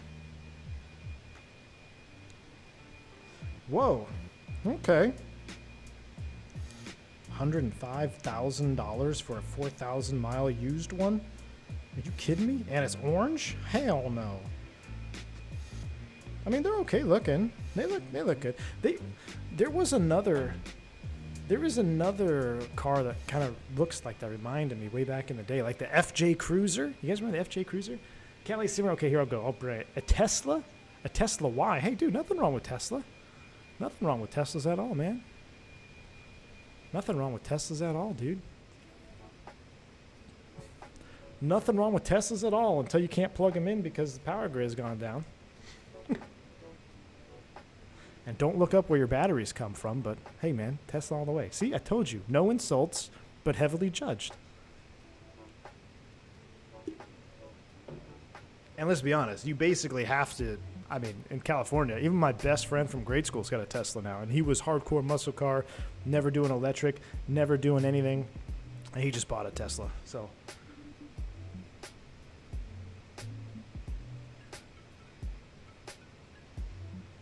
Nothing wrong with Teslas.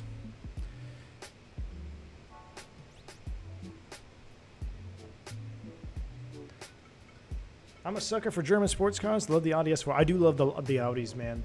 Audis. I do love the Audi. What was it? Audi R8? The R8 was cool. I remember I got to drive an R8. Sweet, man. Question about the side stick. If you physically move it while in cruise and autopilot engaged, will that movement disconnect the autopilot? Yes. It will definitely disconnect it, Nigel. Especially when you go to put your knee up, cross your legs. So, yeah, 100% will disconnect it. I've done it multiple times.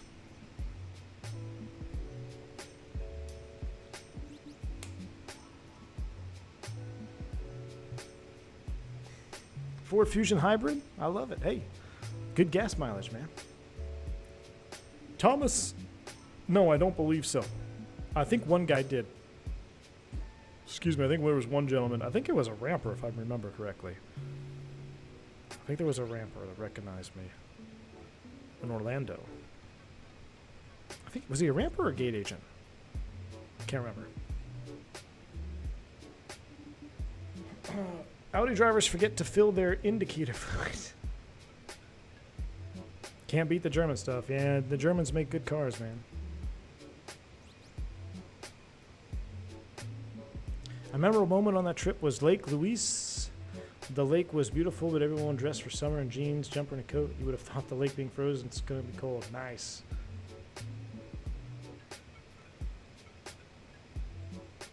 Did I make him sign a non-disclosure? No, I didn't even confirm nor deny. I just kind of like, I said, I don't know. I kind of smiled at him. He knew.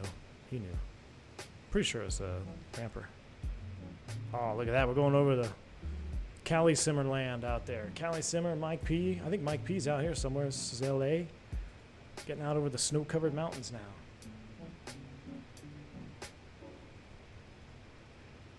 Porsche. Remember when I said I couldn't make insults about Porsche drivers? I'm not going to make an insult, but we'll tell a joke. What's the difference between a porcupine and a Porsche? What's the difference between a porcupine and a Porsche?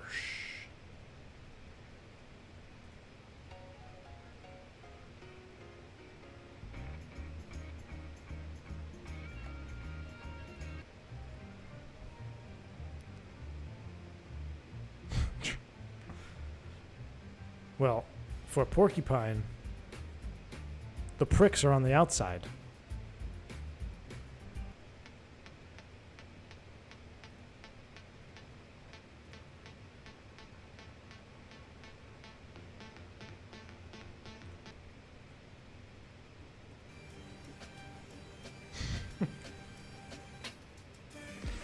I don't like that song. Comes up too much.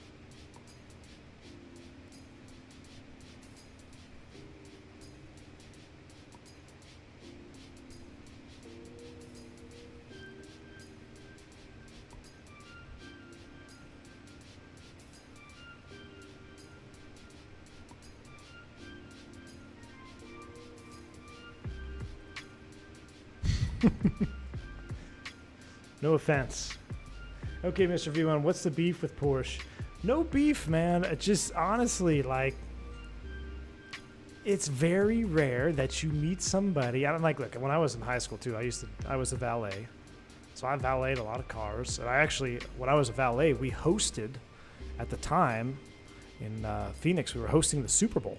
So the NFL Players Party was at the hotel that I was a valet for. But that's not really part of the point. I just thought I'd throw that out there. But I don't know. That was a weird comment anyway. But it was cool. I got to drive a bunch of NFL players' cars. But back to the Porsche. Very, very rare. I'm saying like 1% of the drivers that drive Porsches are not pricks. Like, let's just be real. Porsche lovers exiting stream. Hey, I'm not saying that the Porsche isn't a good car. I'm just saying about typically my experience has been with the drivers, not the best. Not the best.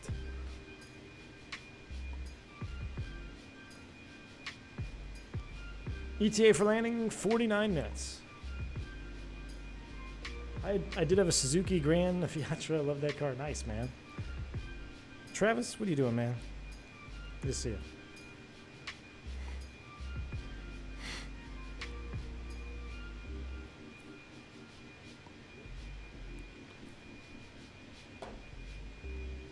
No, I had another story about the Super Bowl party, the NFL players party, but I'm gonna save that.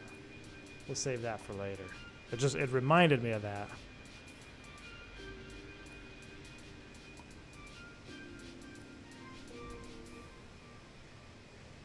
The majority of first-class passengers are pricks. Ooh, nice. See? Diego, there you go, man. I appreciate that. Respect. Gotta go, V1. About to clock into work. Have a good one. Take it easy, man. Prius drivers are the worst. I was a valet, too. Is it just me, or do all the VW cars smell like crayons? I don't know what y'all are doing over there in Germany, but all the Volkswagens smelled like crayons. A Porsche is a driver's car. I'm not knocking the car. I'm not knocking the car. Let's be very clear. I'm not knocking the car.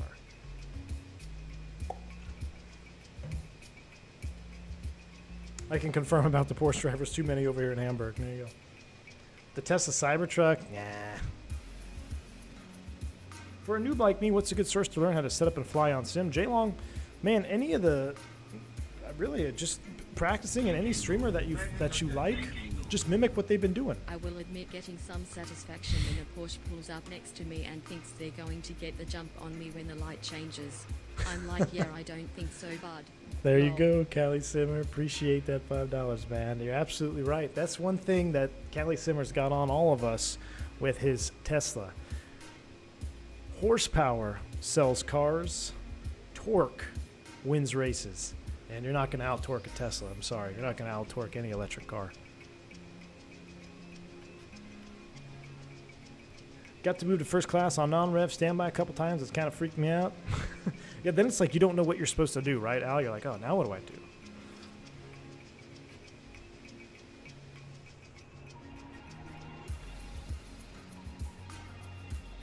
Is that Big Bear down there?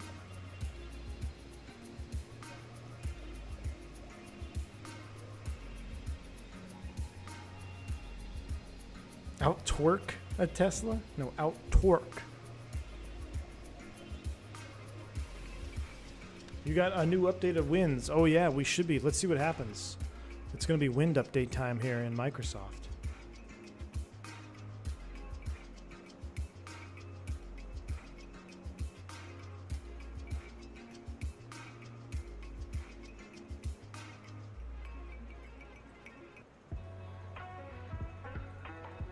It's going to be wind time here pretty soon. Miggs is dropping a $28 super chat. Appreciate you, my friend. Miggs, just skim through the replay of the previous stream. The things you... Oh, here come my wind update too. The things you suffer through to give us spicy content. I might also yell Flaps 3 from now on during approach as a rallying cry for the circle of thrust. Yes, Miggs. Flaps 3 would have definitely helped us out there. That's why we were so fast. A lot of things happening there at the end. Indeed. And you know what else? I thought about this too after it was over. We had the engine anti-ice on. We never shut it off. So that also bumped up our idle speed. So we're high. We're fast. We're in the wrong flap setting. And we got the anti-ice on. Literally, all four things that could go wrong to increase your performance are going wrong. And we have max performance at idle thrust there. But hey, we got her down. We got her stopped. We survived. And I appreciate that $28 super chat, man. Awesome. Thank you for that. Very kind of you. TV flight, it should be every hour, right? If you're on live weather, every hour. We used to have a Hyundai, and it was not very well built. Really? So, well, maybe a Hyundai. I'm not sure. I don't have any experience with Hyundais, but my mom had a Honda Civic, like the old, I don't even know, what's that movie with Dane Cook and he's like a superstar manager? Oh God, what was that movie? Anyway, it was basically a Honda Civic similar to that era. And that thing lasted 375,000 miles. 375,000 miles on Honda Civic. The seats were all jacked up. My mom finally got rid of it because she was in the parking lot. And it was in park, but it just started rolling away, and it almost hit another lady with a cart. So she had to run and jump in the car and like stop it with the e-brake. So that was when she finally got rid of it. But that was our childhood car.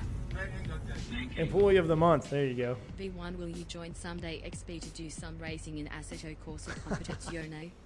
Diego, no man, appreciate that super chat or that bank angle check, man. No, I do not think I'll be joining him anytime soon with racing, but he's hardcore, man. He's hardcore in it. I've seen him doing his racing over there. For some reason, and I don't know why. Maybe it's, I don't know why. I just never had a ton of interest with that type of racing. Just even watching it on TV, you know, I don't know what it is. I just never had an interest in it. If I'm gonna watch, I don't know. I just like watching cars go straight extremely fast, like Top Fuel. Used to like seeing that. I mean, you ever been in a Top Fuel race? It literally sucks the air out of your chest when the cars go by. I mean, I'm sure it's like that too, and to an extent. But no, I never was into that kind of racing, man. That Aviator, good to see you, man. A 32-year-old Volkswagen Passat, close to 600 kilometers, 6,000 kilometers, 600 kilometers. What's that in freedom units? That's a lot, isn't it? That's a lot.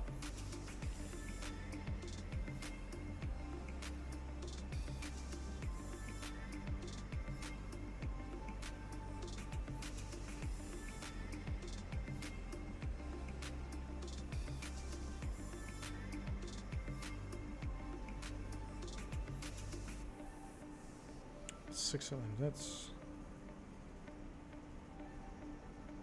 372,000? 370 miles? That's a lot. That's a lot. Yeah, I thought my math was right there. That is a lot, man.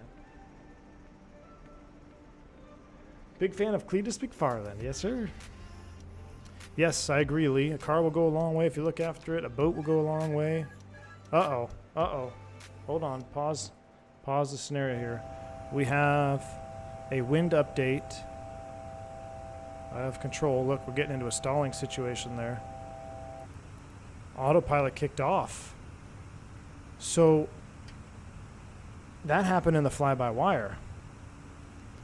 Thrust idle descent. What's over here? Atsu, we have a company Masaji. That must be the weather update scenario. What? 2 minutes? Was not late. So that has to be something with the weather update, man. Because look at that, it just happened to us. It happened in the fly-by-wire as well. So it's the wind update. Side stick fault. That's not a good one. Autopilot off. I have control.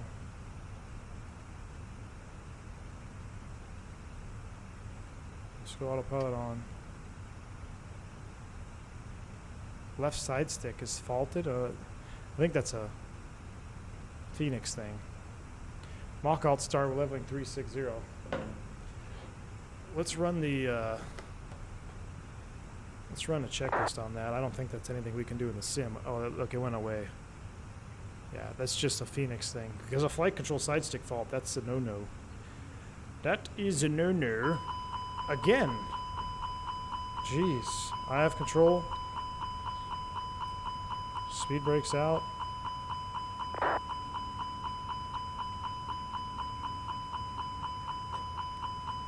What is going on here?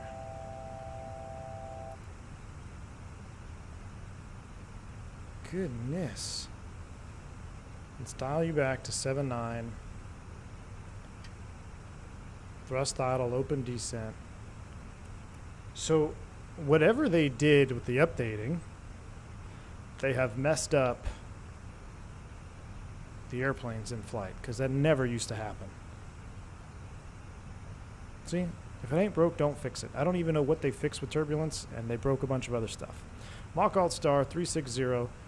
We're going to dial it back at 7.8. Everything is fine. We're looking good here.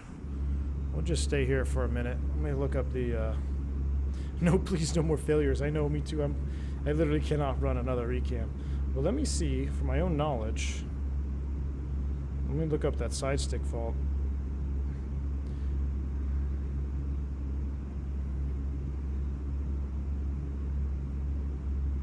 In-op side stick, yeah. So it's nothing really we can do in flight.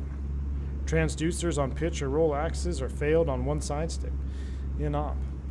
So that's an abort for sure on takeoff, but yours keeps disconnecting too. Let's keep an eye on it. Let's the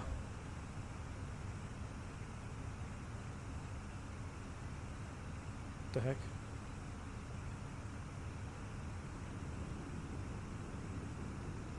Let's go ahead and sit back here for a minute. Jump seat view. We'll keep an eye on her. Let's get these down. It's pretty bright in here.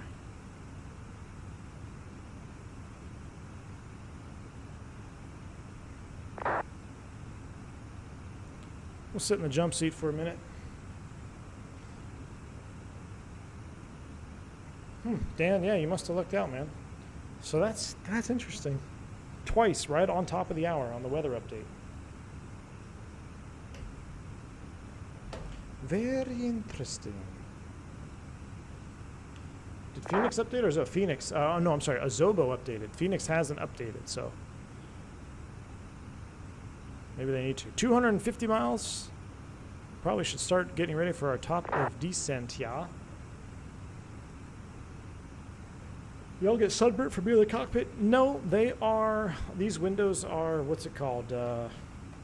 Polarized. So you can't, theoretically, you can't get sunburn in the cockpit.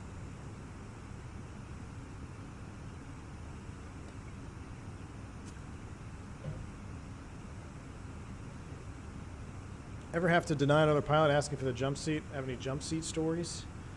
Have I denied anybody? I don't think I've denied anybody. I have been denied during a contract negotiation at the regional level. I did have one interesting the other day where we're taking a Southwest jump seater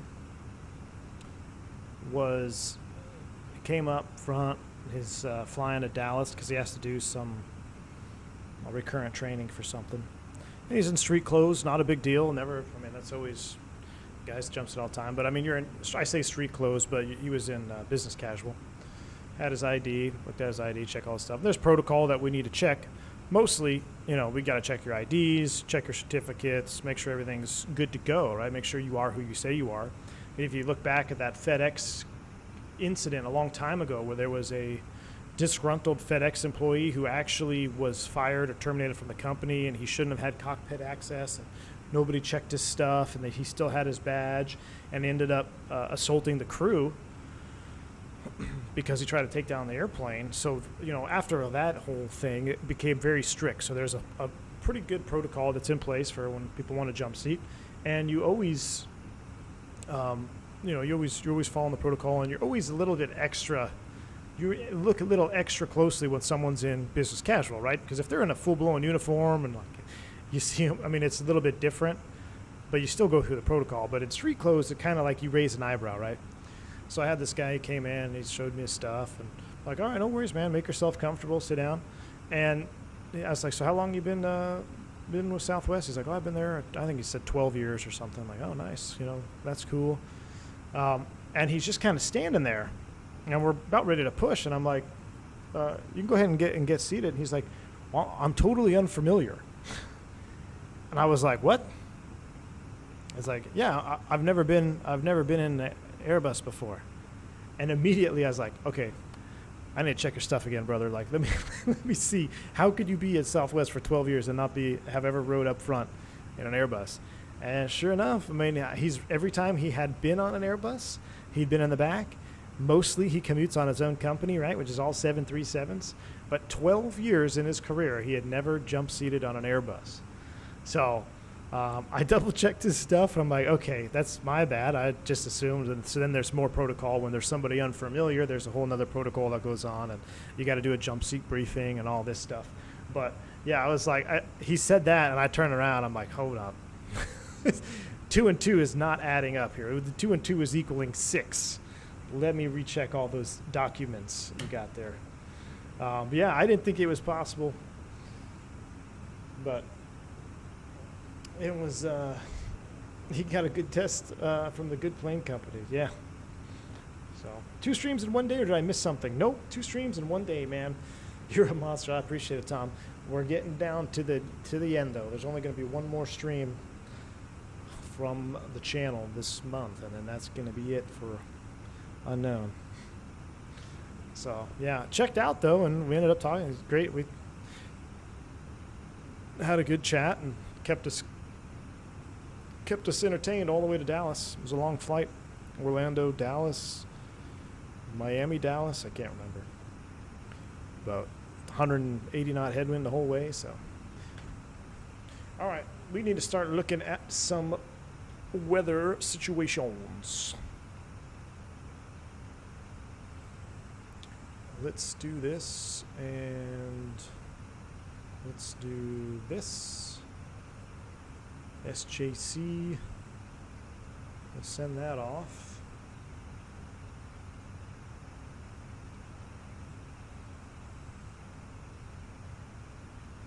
Ugh. He wanted to see a nice big cockpit compared to the 7.3. Yeah.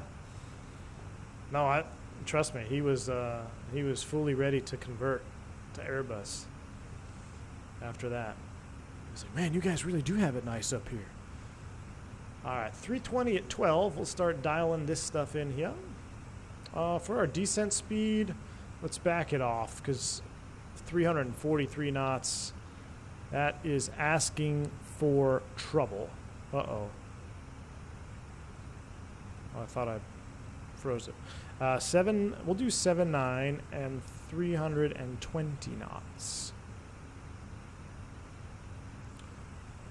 320 at 12. Temperature 14. Altimeter 3038.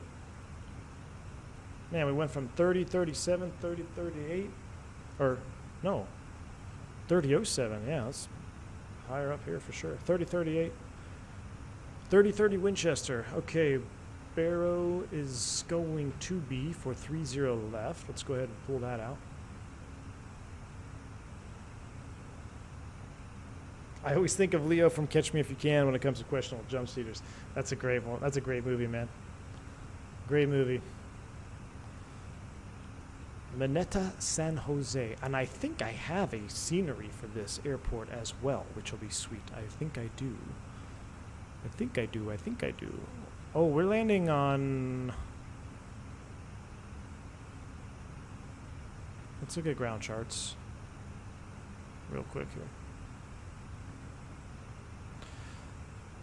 Yeah, 30 left. 30 left. That's the standard. So ILS 30 left. Star U as well. Coming over Clyde intersection, 4,000 feet. And on the arrival, we are on the Silicon Valley Bank arrival. They're going to have to rename this one because they are no more. Bottoms out over Clyde, 4,000 feet, 230 knots.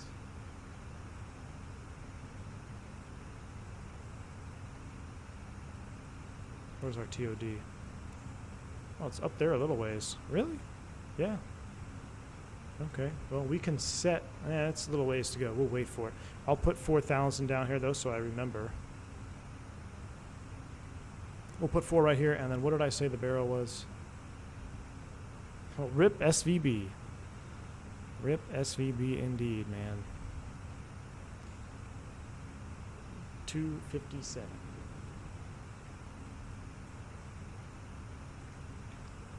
We'll get our LS push buttons on just in case. Or not just in case, because we will actually need it. And we're looking good. Let's go back outside. Oh, wow. Here we go.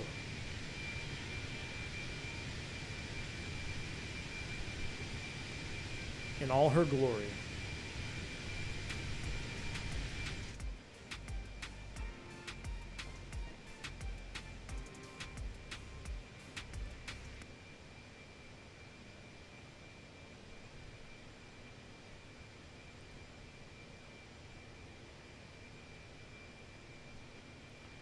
in all her glory.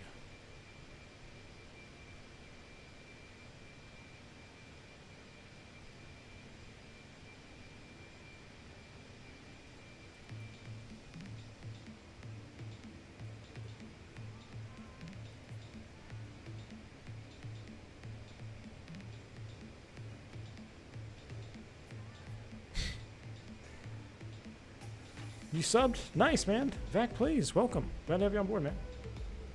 Now all we need is a 727 with an ATA livery coming out of midway and almost clipping the fence. Whew. We need that 7.2, man. You guys all preemptively got me excited, though. It's not happening. I don't believe it. I don't think it's happening anytime soon from anyone, anywhere, until I see an actual official release from a dev. Are we climbing again? No.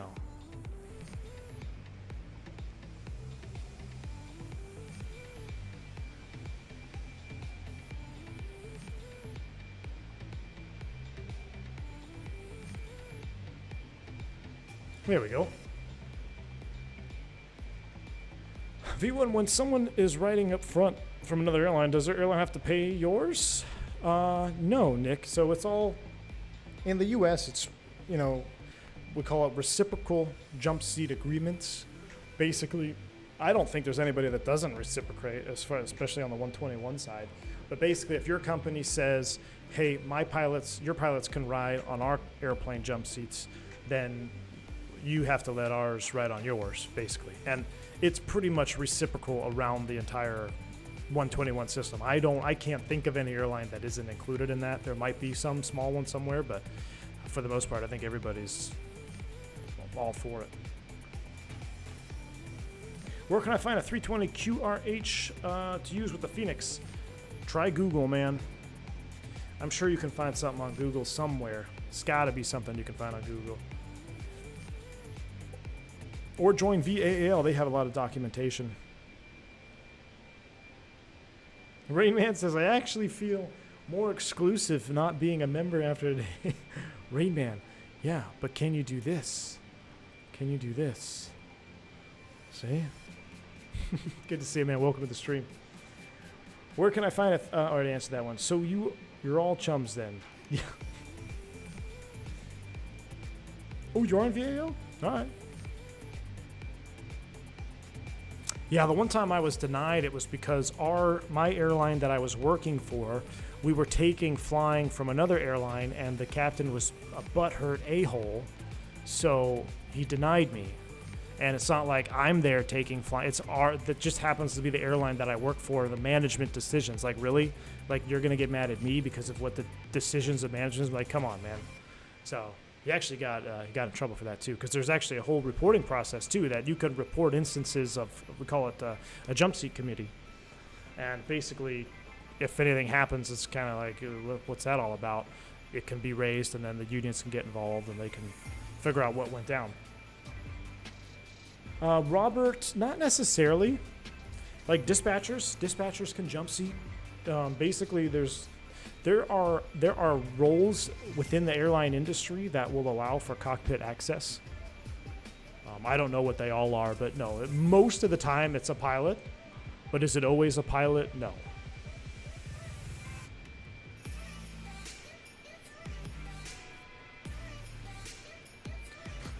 Deepak, thank you so much, man.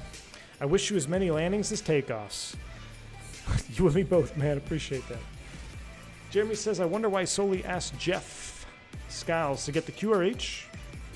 If you could have just followed DCAM, are there advantages using a paper QH? Yes, there are. There are definitely advantages using a paper QRH because it's right there. You don't have to look for it. You don't have to search for it. You could flip to it. In fact, I prefer a paper QRH or a QRC, a quick reference card, because having everything digital, I think, is a recipe for problems. Because you go to, and I've had this happen to me in flight. I've had a dual FADEC failure, unrated FADEC on an IAE. So basically you go into unrated, unprotected engine thrust, and there's a whole procedure for that. And at the time I was a first officer, and I pulled up as soon as I pulled it up in my manual, my whole manual crashed. So then I had to relaunch the app and do all that stuff. So For time-sensitive, time-critical items, I am a proponent of a piece of paper, QRC or QRH.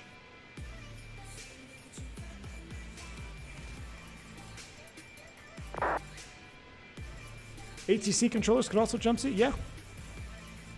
Yep, yeah, they sure can. What's more fun to fly, 320 or King Air? King Air, dude, come on. King Air. More fun to fly, for sure. Uh-oh. There she is. We actually got to get ready to start down, don't we? Almost. Almost. Yeah, but you don't get this view in your King Air right here.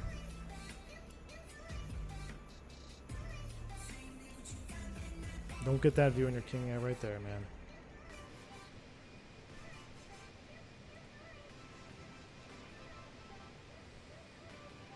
I just found a QRH for Airbus. It's a 333 pages of glory. There you go. Knock yourself out, man. That's why I always print out my boarding pass besides having it digitally on my phone, just in case. Yeah, well, Cali Summer, you can just tell the gate agent your name and they'll look you up too, so. But yeah, I hear you, man. You never know. You never know.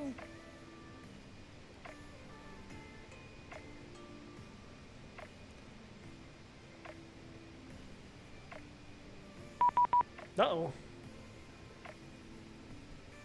Oakland Center 32-2 is online. Let's give him a ring.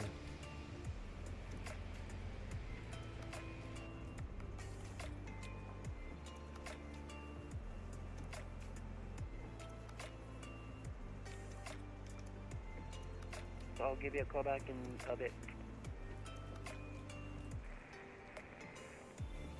Oakland Center, good afternoon. Cactus 357, level 360.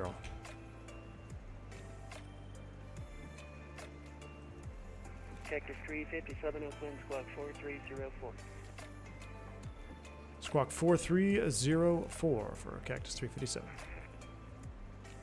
November 9 Delta Foxtrot, you said you're ready for taxi? Roger, yep. Citation 9 Delta Foxtrot, it appears you are on the south side, runway 30 left, taxi. Does the QRH for an aircraft type vary from airline to airline, or are they all the same? That's a good question, Flight Sim guy. So how it works, generally speaking, and I speak to how things are done, how I've observed things done here in the U.S. is Airbus they present a FCOM, or that's the most common. We're like FCOM. Oh, we'll consult the FCOM, or the Airbus manual. There's a couple different names you could use. That is the big time generic manual from Airbus themselves.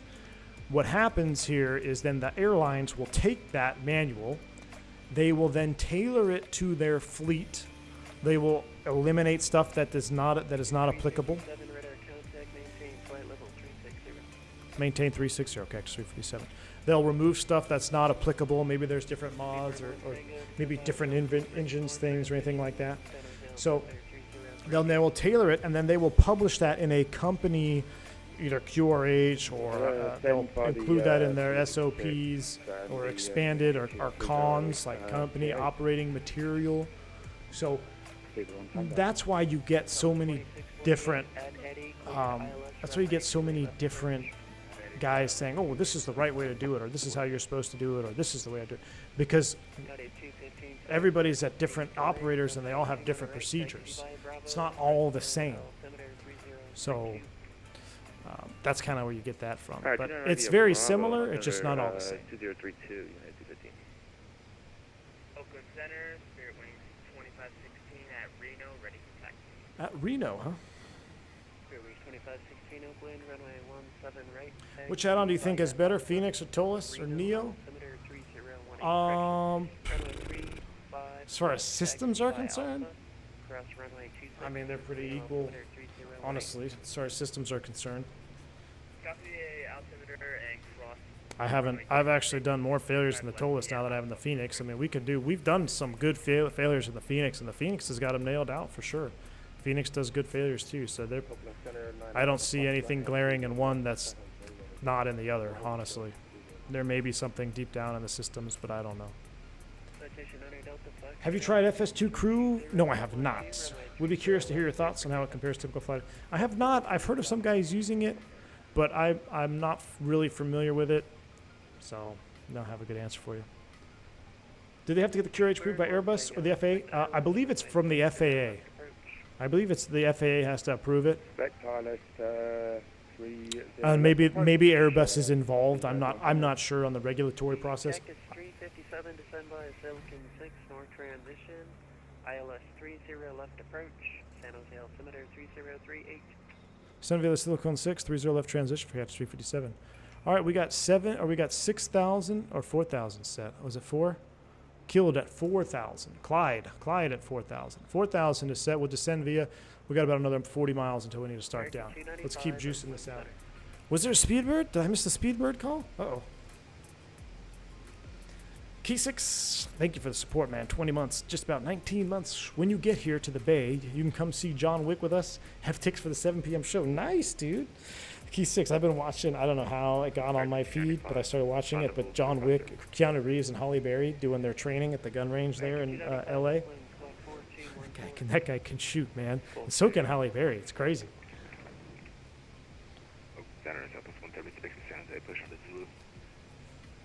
Where do the squawk codes come from? ATC.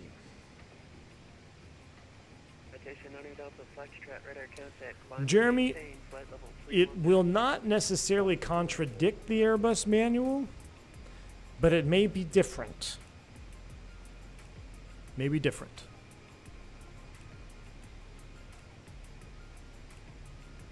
Oh, situation save, yeah, that's a big one. Oli Sim. But that's not systems related. Flight level 350, descend via Silicon 6, north transition. San Jose altimeter 3038.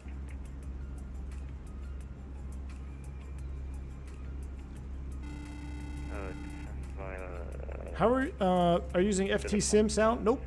I think the Phoenix sounds phenomenal. Don't have any issues with the Phoenix sounds. No sound pack needed. Terran Tactical, yeah, that's the one. Hey, 215 holding short. Yeah, the ladies can shoot there, man. They're not bad to look at either.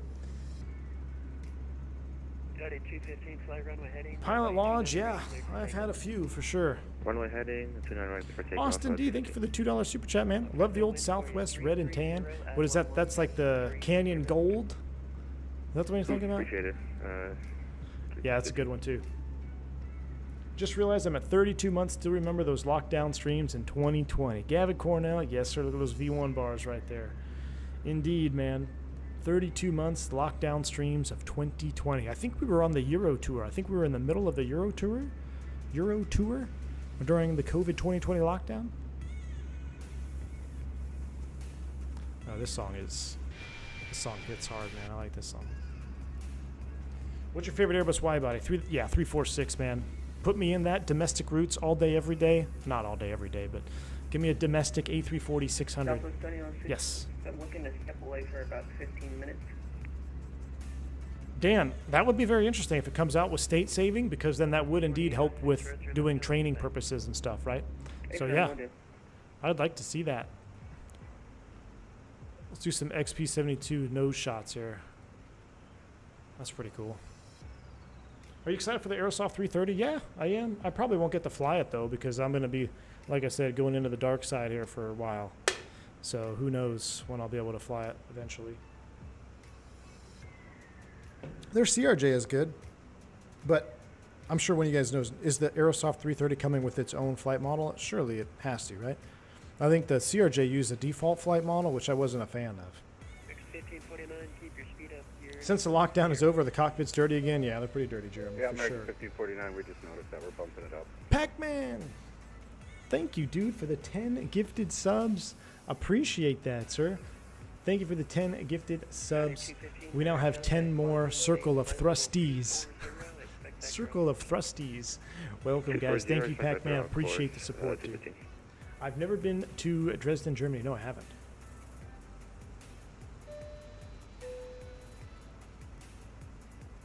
I discovered you during the South America tour. Never missed a stream since. Lazarus, I've recognized that name, man. Thank you so much for your support. That was a great time as well.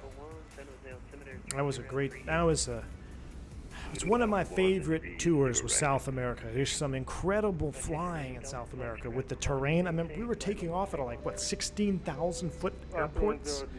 Insane. Had to use the high altitude, cabin high altitude push button. Had to use a 1+F trick.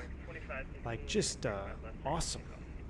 I would like to redo some Asia flying because I did the Asia tour mostly in X-plane, and it just wasn't a lot of good scenery. We had an incredible A310 stream into, were we going to Hong Kong?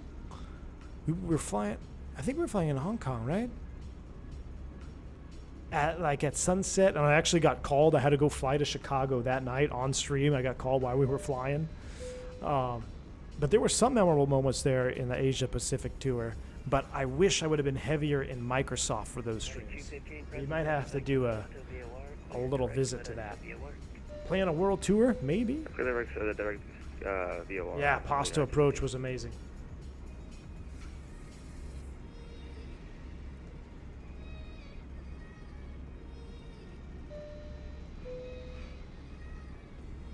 I flew the PMDG in Japan the other day. Microsoft defaults here in Japan is stunning. Yeah, see, I've heard that. I don't feel like I gave the Asia Pacific tour its full oomph, you know? The Euro tour was pretty fun. 7-hour long haul on a 319. I still remember that. It was actually a longer stream. That was like almost a 9-hour stream, I think. There we go. We're starting down. On the Concorde on the way back with Jeremy's Concorde countdown music was just epic.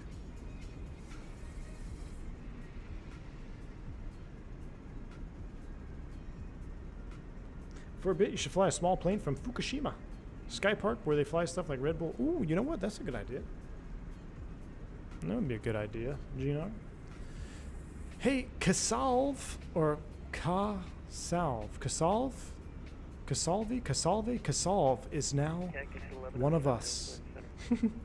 Welcome, man. Appreciate you. Thank you for joining the channel. V1 Nation is hardcore, no doubt, man. V1 Nation is hardcore. You guys are all hardcore. Appreciate each and every single one of you.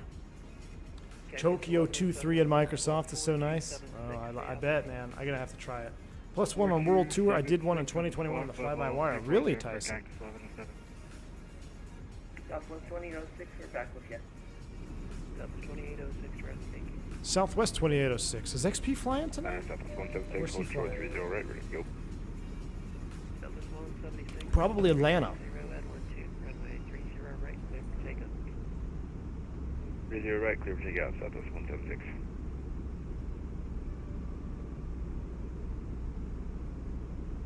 Yeah, I just love the look of that. Little hum there, the engines.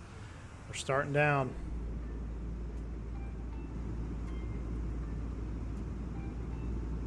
Love the childhood airline vibes. If we ever get a legit Skybus livery coming from Columbus, I will donate whatever to see ya in 1v1. Pac-Man will do it, my friend. We'll do it. Skybus livery from Columbus, huh? Is there not? There's no Skybus? Silicon 6, ILS 30, last transition for Cactus 1107. Cactus 1107, thanks. You can expect ILS runway 30 left approach. We'll expect 30 left approach, Cactus 1107. Oh, you mean the orange one, right? 2648, wind 310 at Is that who you, is that? Runway 28 left, clear to wind.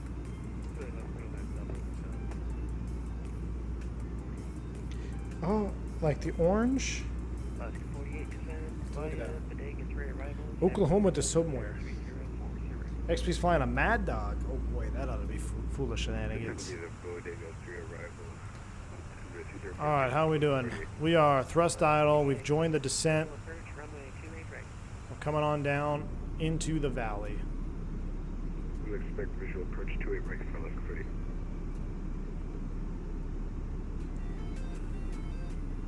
We'll have to pause the music. Let's get ready for this approach. That's coming off. Let's get our flight recorder ready. Maintain flight level 390. 390.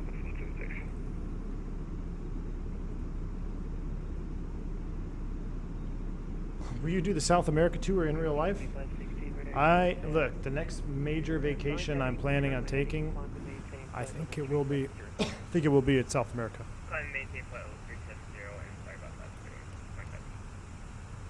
More drag, you say? Clear direct Pesky and amend altitude for now. Climb and maintain flight level 310.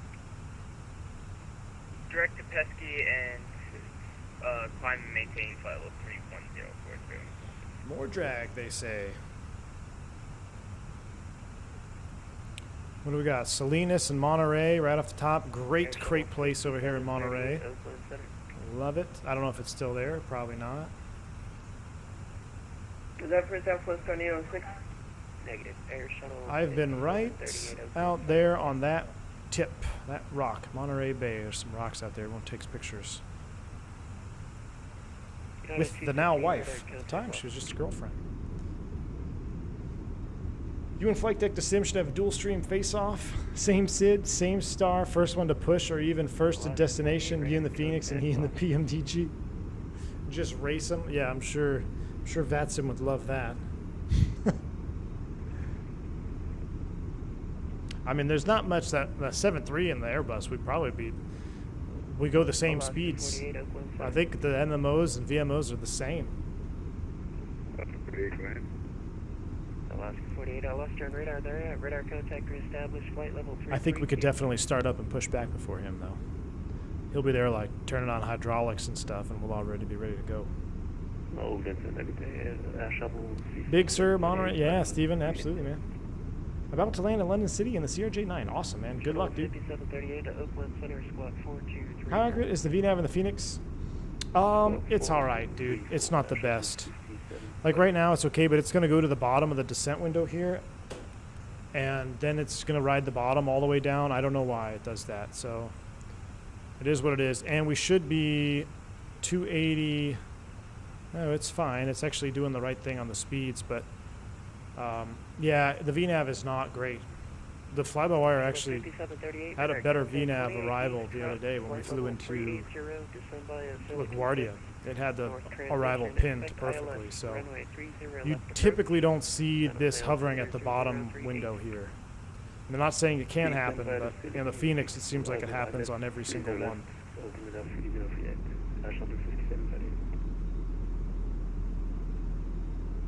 Kyle Ferris, it's all about that fleet harmonization, trying to keep everything the same. Cleared ILS 30 left approach for American 1549. How likely is the simulated failures will occur in the previous stream? Contact ground 121.8. Diego, I wouldn't say it's unlikely that they will ever happen, but it is a lot less likely than what you saw in the last stream. That is for sure. 48, radar contact a lot less likely. Little things go wrong, well, not all the time, but I mean it happens, man. It happens. Little reset this, reset that. The reset jet. I mean, you got an electric airplane up here. Things are going to need to be reset. But to the extent of what we saw in the last stream, Continue climb and pretty rare. 370 for speeding check.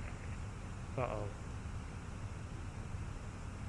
Okay, that was scary. Uh-oh. Turn left heading 110. Couple stutters. Maintain 11,000. Okay, turning left 110, maintaining 11,000, exec jet 2312. You did that Friday night op with XP? He was the mad dog too and had that weird thing where it was going day to night in seconds. Oh yeah, I remember. It is 6:41 p.m. Fenitis. Oakland Center, wind 310 at 18, gust 26, runway 1 right, clear for takeoff.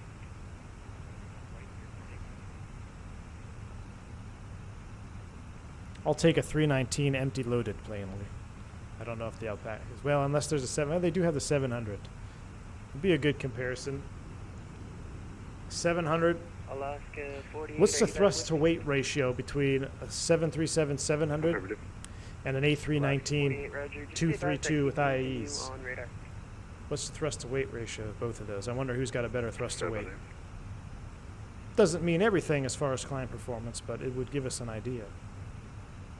Oakland Center, Southwest 3203.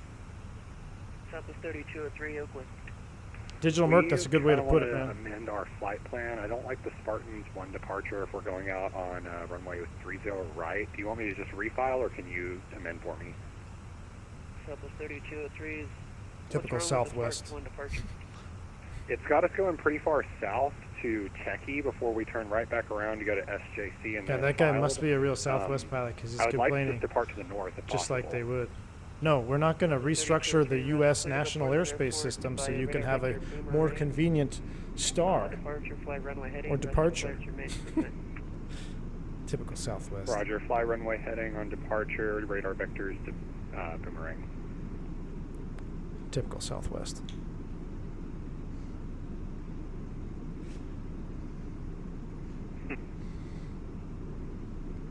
Here, sorry, are you not busy controlling 72 airplanes landing San Jose? Can I restructure the national airspace system so I can not fly an extra 20 miles one direction? It'll save me about 45 seconds.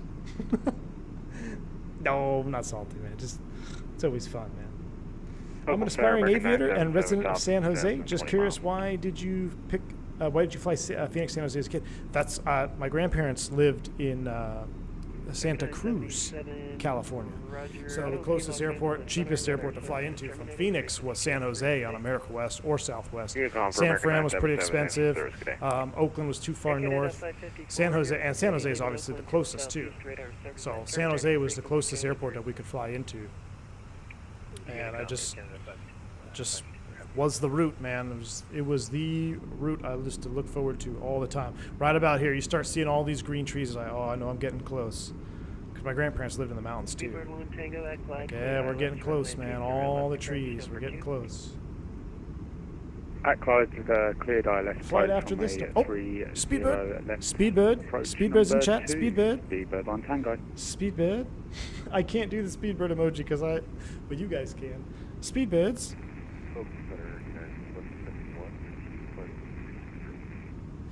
Diego, engine, CFM Versailles.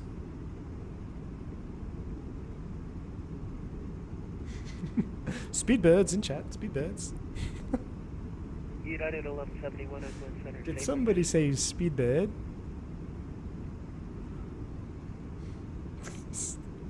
Oh god, that's so funny. Look at the wave of Speedbirds. Jeez. At or above 11 at Guy, we're looking good. 250 knots over here. So what I'm going to do is I'm actually just going to go like this. Pop. 250 selected speed. Activate, confirm the approach phase. Done. We are looking good. Exec jet 2312. Monterey Bay is looking mighty fine right now. Mighty fine, Monterey. Speedbird. Is there any good 7-4? No. 57 at Clyde, cleared ILS runway 30 left approach number 3. At Clyde, cleared ILS 30 left approach for Cactus 357. All right, Clyde, we are cleared approach. This guy's trying to get his best impression of LA. Cleared ILS approach at 8 American 295. LAX, get cleared out 40 miles plus. 250. What are your graphic settings? Pretty much ultra. I have them posted in the MSFS 2020 section of the Discord. Pretty much ultra. Good afternoon, sir. Canada 555 is with you, flight level 360. Well, now that I'm bleeding from the ears here, sir, welcome to the frequency. God, 4305 for 555. Have you heard a Speedbird say ma'am on the radio? Yes, I have.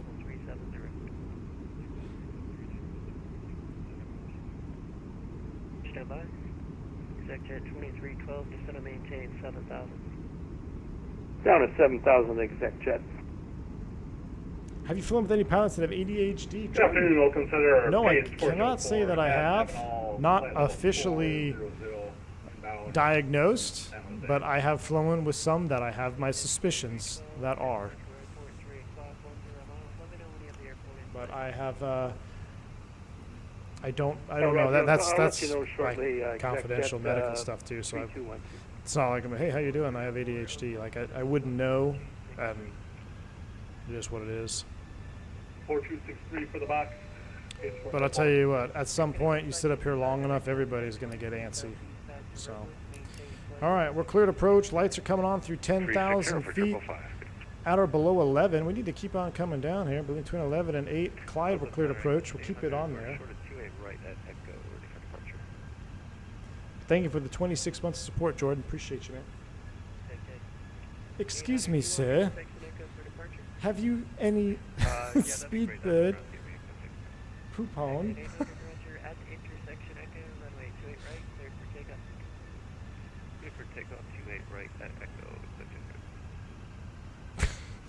Fulcrum Center exec jets have the Do you have any aviation tags or any plane scrap? I've got a piece of a 346, 744, and 83, Cleared the visual, 88. 28 right, I have a couple MD-80 from American MD-80 things. But that's really it. I've got my models and stuff, but I don't have anything like from, I don't collect too much stuff. All right, 72 and 42 down to 4,000.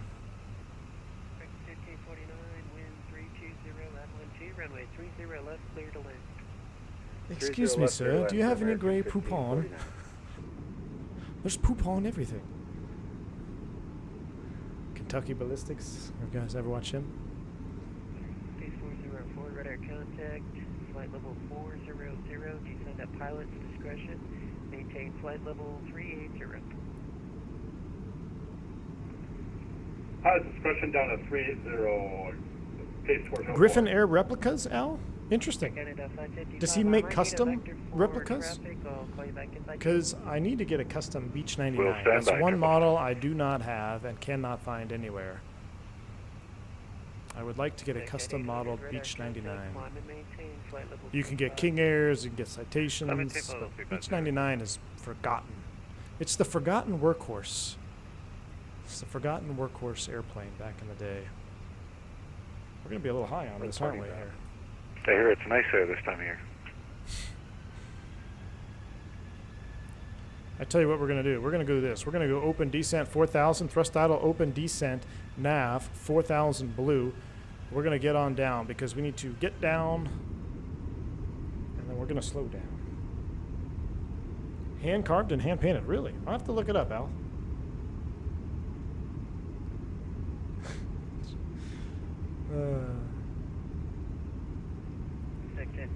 Yes, this is Speedbird. Shri 99, requesting descent. Copy, the wind's clear to land 28 right, exec jet. Just like your mother, Trebek. We had Sean Connery on our stream the other day. You guys remember that? Sean Connery was tuning in to Vatson. Cruff, you're getting behind me close? All right, left, clear to land. Speedbird 1 Tango. Speedbird 1 Tango, cleared to land. Speedbirds. United 2742, what was your question?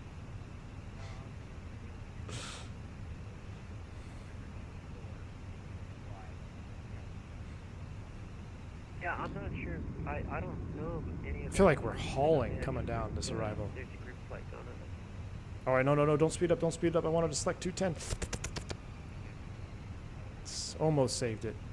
That's a 250-hour move right there. You got the speed brakes out. You want to slow, but you don't scroll in 210 before the engine's thrust up. So that's a 250-hour move. We kind of saved it, but not really.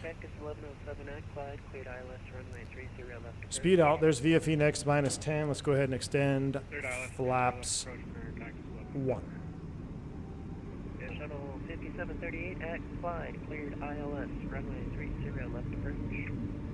At Clyde, cleared ILS 30 left approach, shuttle 5738.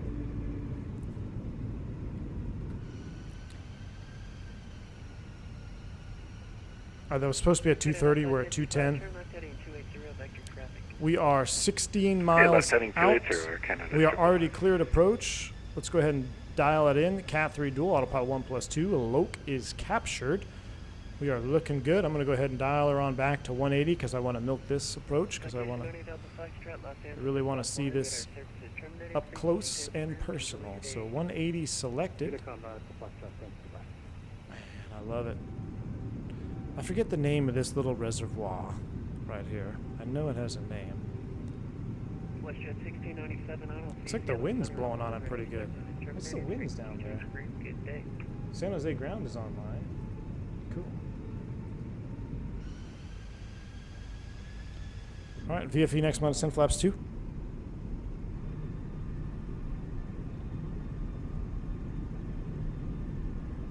Alaska 48, turn left, heading 110, descend and maintain 11,000. Recorder is on. Thank you, Gruff. We are recording. Look at that flap shake. How much juice is that? Just a little subtle flap shaking. Look at the shadow way down there. Send via System 6, transition. Getting a little turb coming over the mountains. Case 404. Little turb.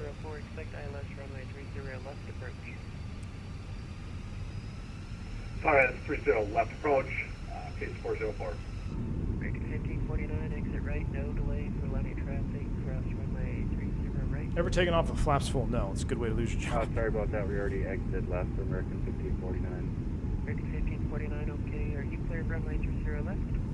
We are clear. 1549, well, what's the plan? Do you want to go on the north side, or where do you want to park? No, we'll just go to any gate you'll give us. 1549, okay, anywhere on the south side, taxi your discretion. Good day. Our discretion, American 1549. Tell you what, let's go ahead and slow to final early. Manage speed. Because I just want to... 357, you're following a Speedbird Airbus final with 320 at 12. Runway 30 left, cleared to land. 30 left, clear to land for Cactus 357. We're clear to land, following the speedbird.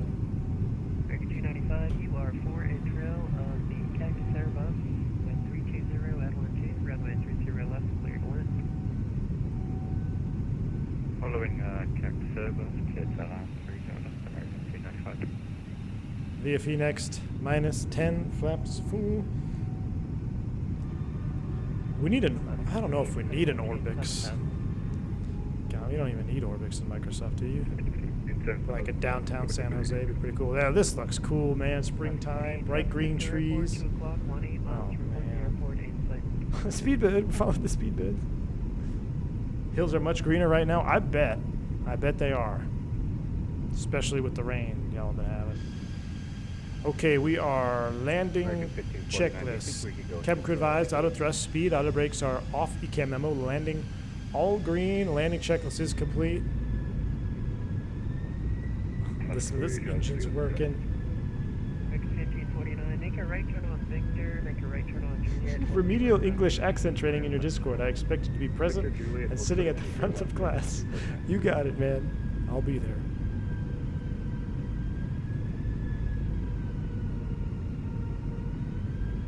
The other aircraft on this one's taken. Oh, look at that.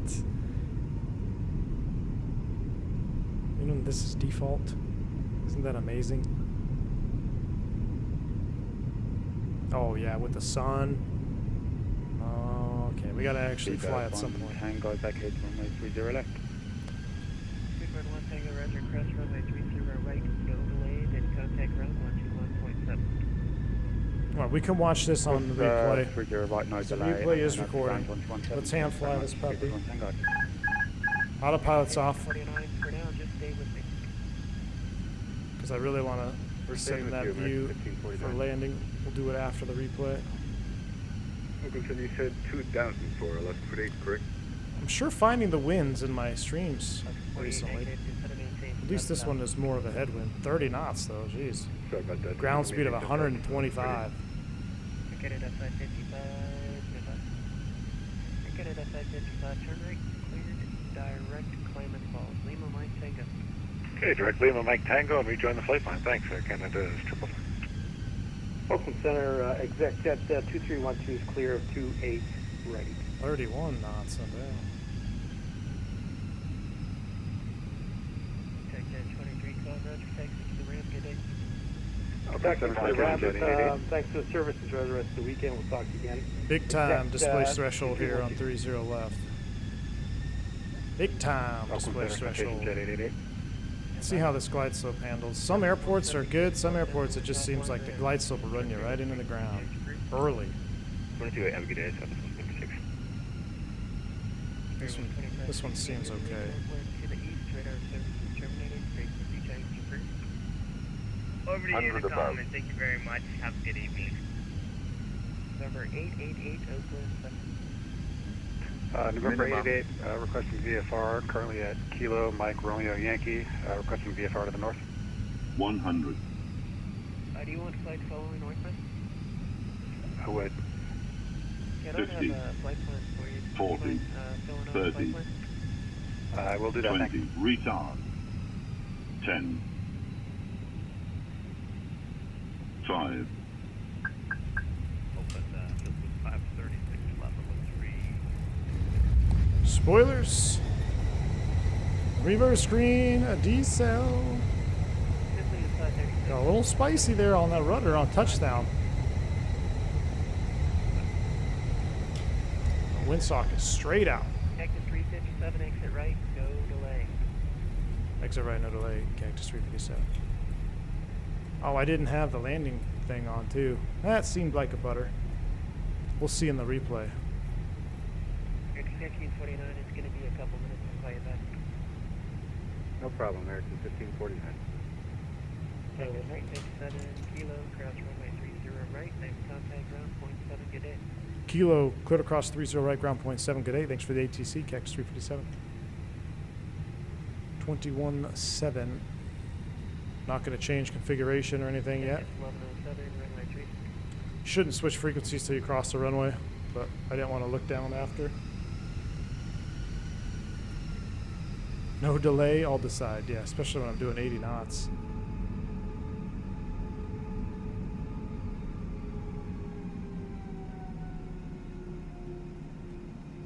Welcome to San Jose. Why the chirp on the flight director? That's a good question. I don't know. Shouldn't have done that. It should not have done that. San Jose ground, good afternoon. Cactus 357, clear at 30 right, going to terminal. Cactus 357, San Jose ground, good afternoon. Taxi Kilo Zulu to the ramp. Kilo Zulu ramp, Cactus 357, thanks. Kilo Zulu, we're going to do this, we're going to do that. We're going to listen to this.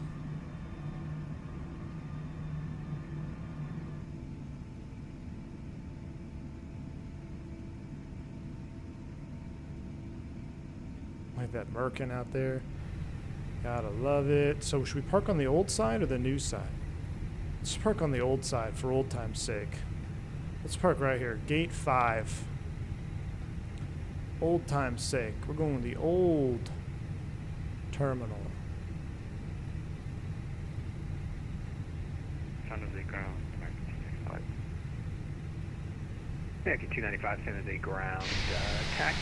Right straight ahead. on the money. Oh, a little bit off. Unacceptable. Unacceptable. Oh! Was it the jet bridge? That's alright. That's alright. Brakes are set. San Jose ground, something 3203 is ready for pushback at gate 33. We have information on that. Man, look at San Jose is busy. South. A couple Americans right there. San Jose ground, pushing the Zulu. Couple more. Oh, there's the speedbird. South. We have a speedbird. Ah, check out this new terminal. This is the. Oh, I should have parked over here. I should have parked at gate 13. This color is so iconic to me. Like, I just remember that color because the whole terminal used to be that way. Then they added this on, which it's supposed to be like a wing or something. I never fully understood the reasoning behind this terminal here. Let's go to the check-in side. Yeah, I mean, it looks really nice from the outside, for sure.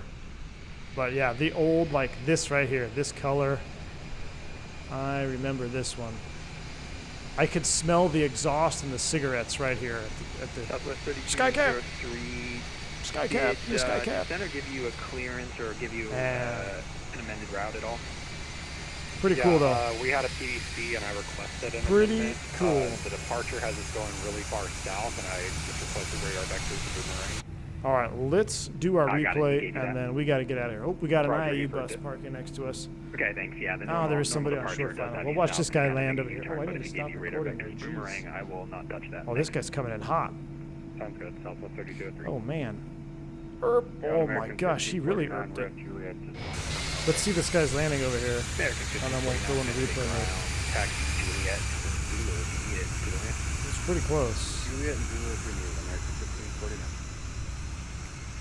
We'll speed up the camera a little bit. Yeah. I think he's, yeah, here he comes. All right, where are the markers? 1,000 footers. This runway has got, it's got that really nice illusion on it. All right, let's see what this guy's got. He looks very high, but it could be an illusion. Is that a cactus? I think that is. That is a cactus right there. Oh, he's getting that nose down. He's getting his nose down.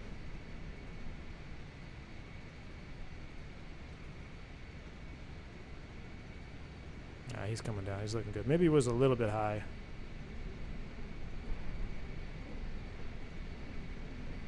Come on with it. This is San Jose, California.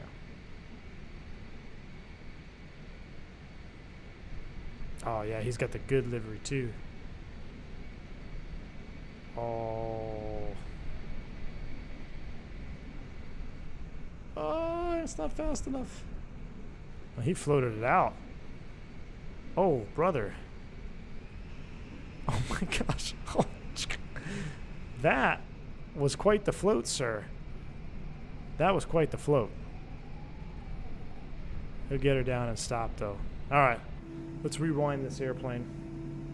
Let's go flaps 3-ish. Let's get our lights set.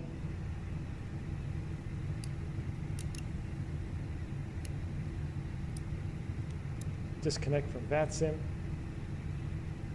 And the gear extending. I know. I wonder if he forgot. Do you think he forgot they said landing gear?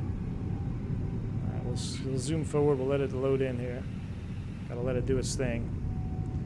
Resume. Let's watch a wing view or two.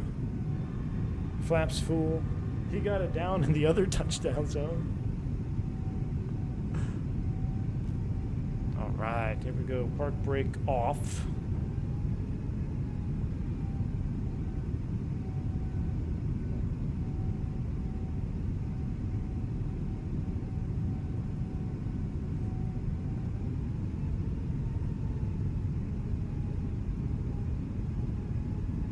$7 o'clock local time. Perfect.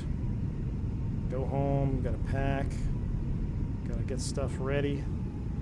Tomorrow, I'm heading to Cali for real.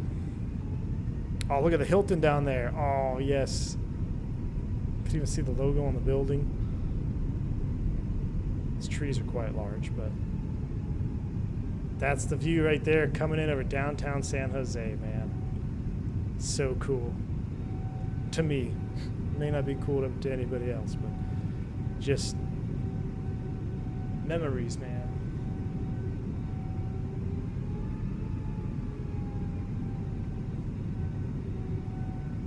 Let's see how we did here from touchdown, from inside view, and then we will go outside view, and then I am done. Then I am done. Been in the office all day long. Yeah, it's all the rain that they've had. Their trees are overgrowing in the roads now. All the rain. Fubar, thank you for the streams. The first one was especially interesting with all the subs. It sure was. Enjoy your weekend. Catch you for the final one Monday. Thank you, Fubar. Appreciate the support, my man. Take it easy, bud. Thank you, Ginar. Salute to you, buddy. Here she comes. Hold it. Oh yeah, as a butter. 100% butter.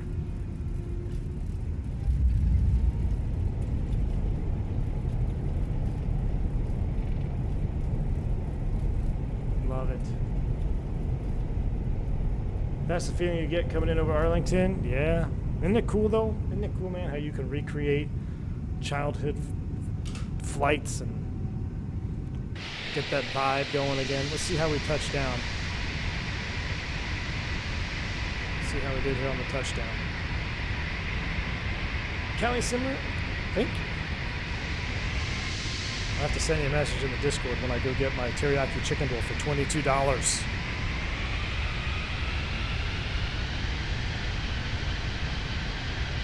Used to be 9 or 8. Nice and windy, a little bit of a floater. Yes. Spoilers opening up. Got the center line bang on.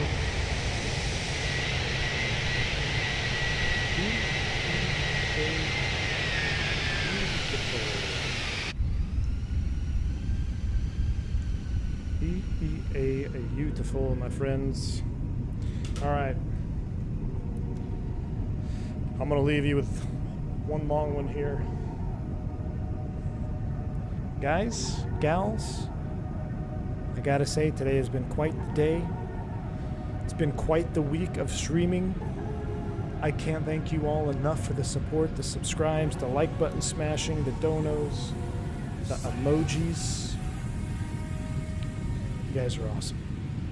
I'm off to do some real world yoga-ing tomorrow and Sunday. I shall be back with you Monday, hopefully for the final stream from the V1 HQ. An end of an era, no doubt about it. So until then, y'all have a wonderful weekend. Enjoy your evening. Stay safe. Stay healthy. See you in chat. Until next time, I'm V1. See ya.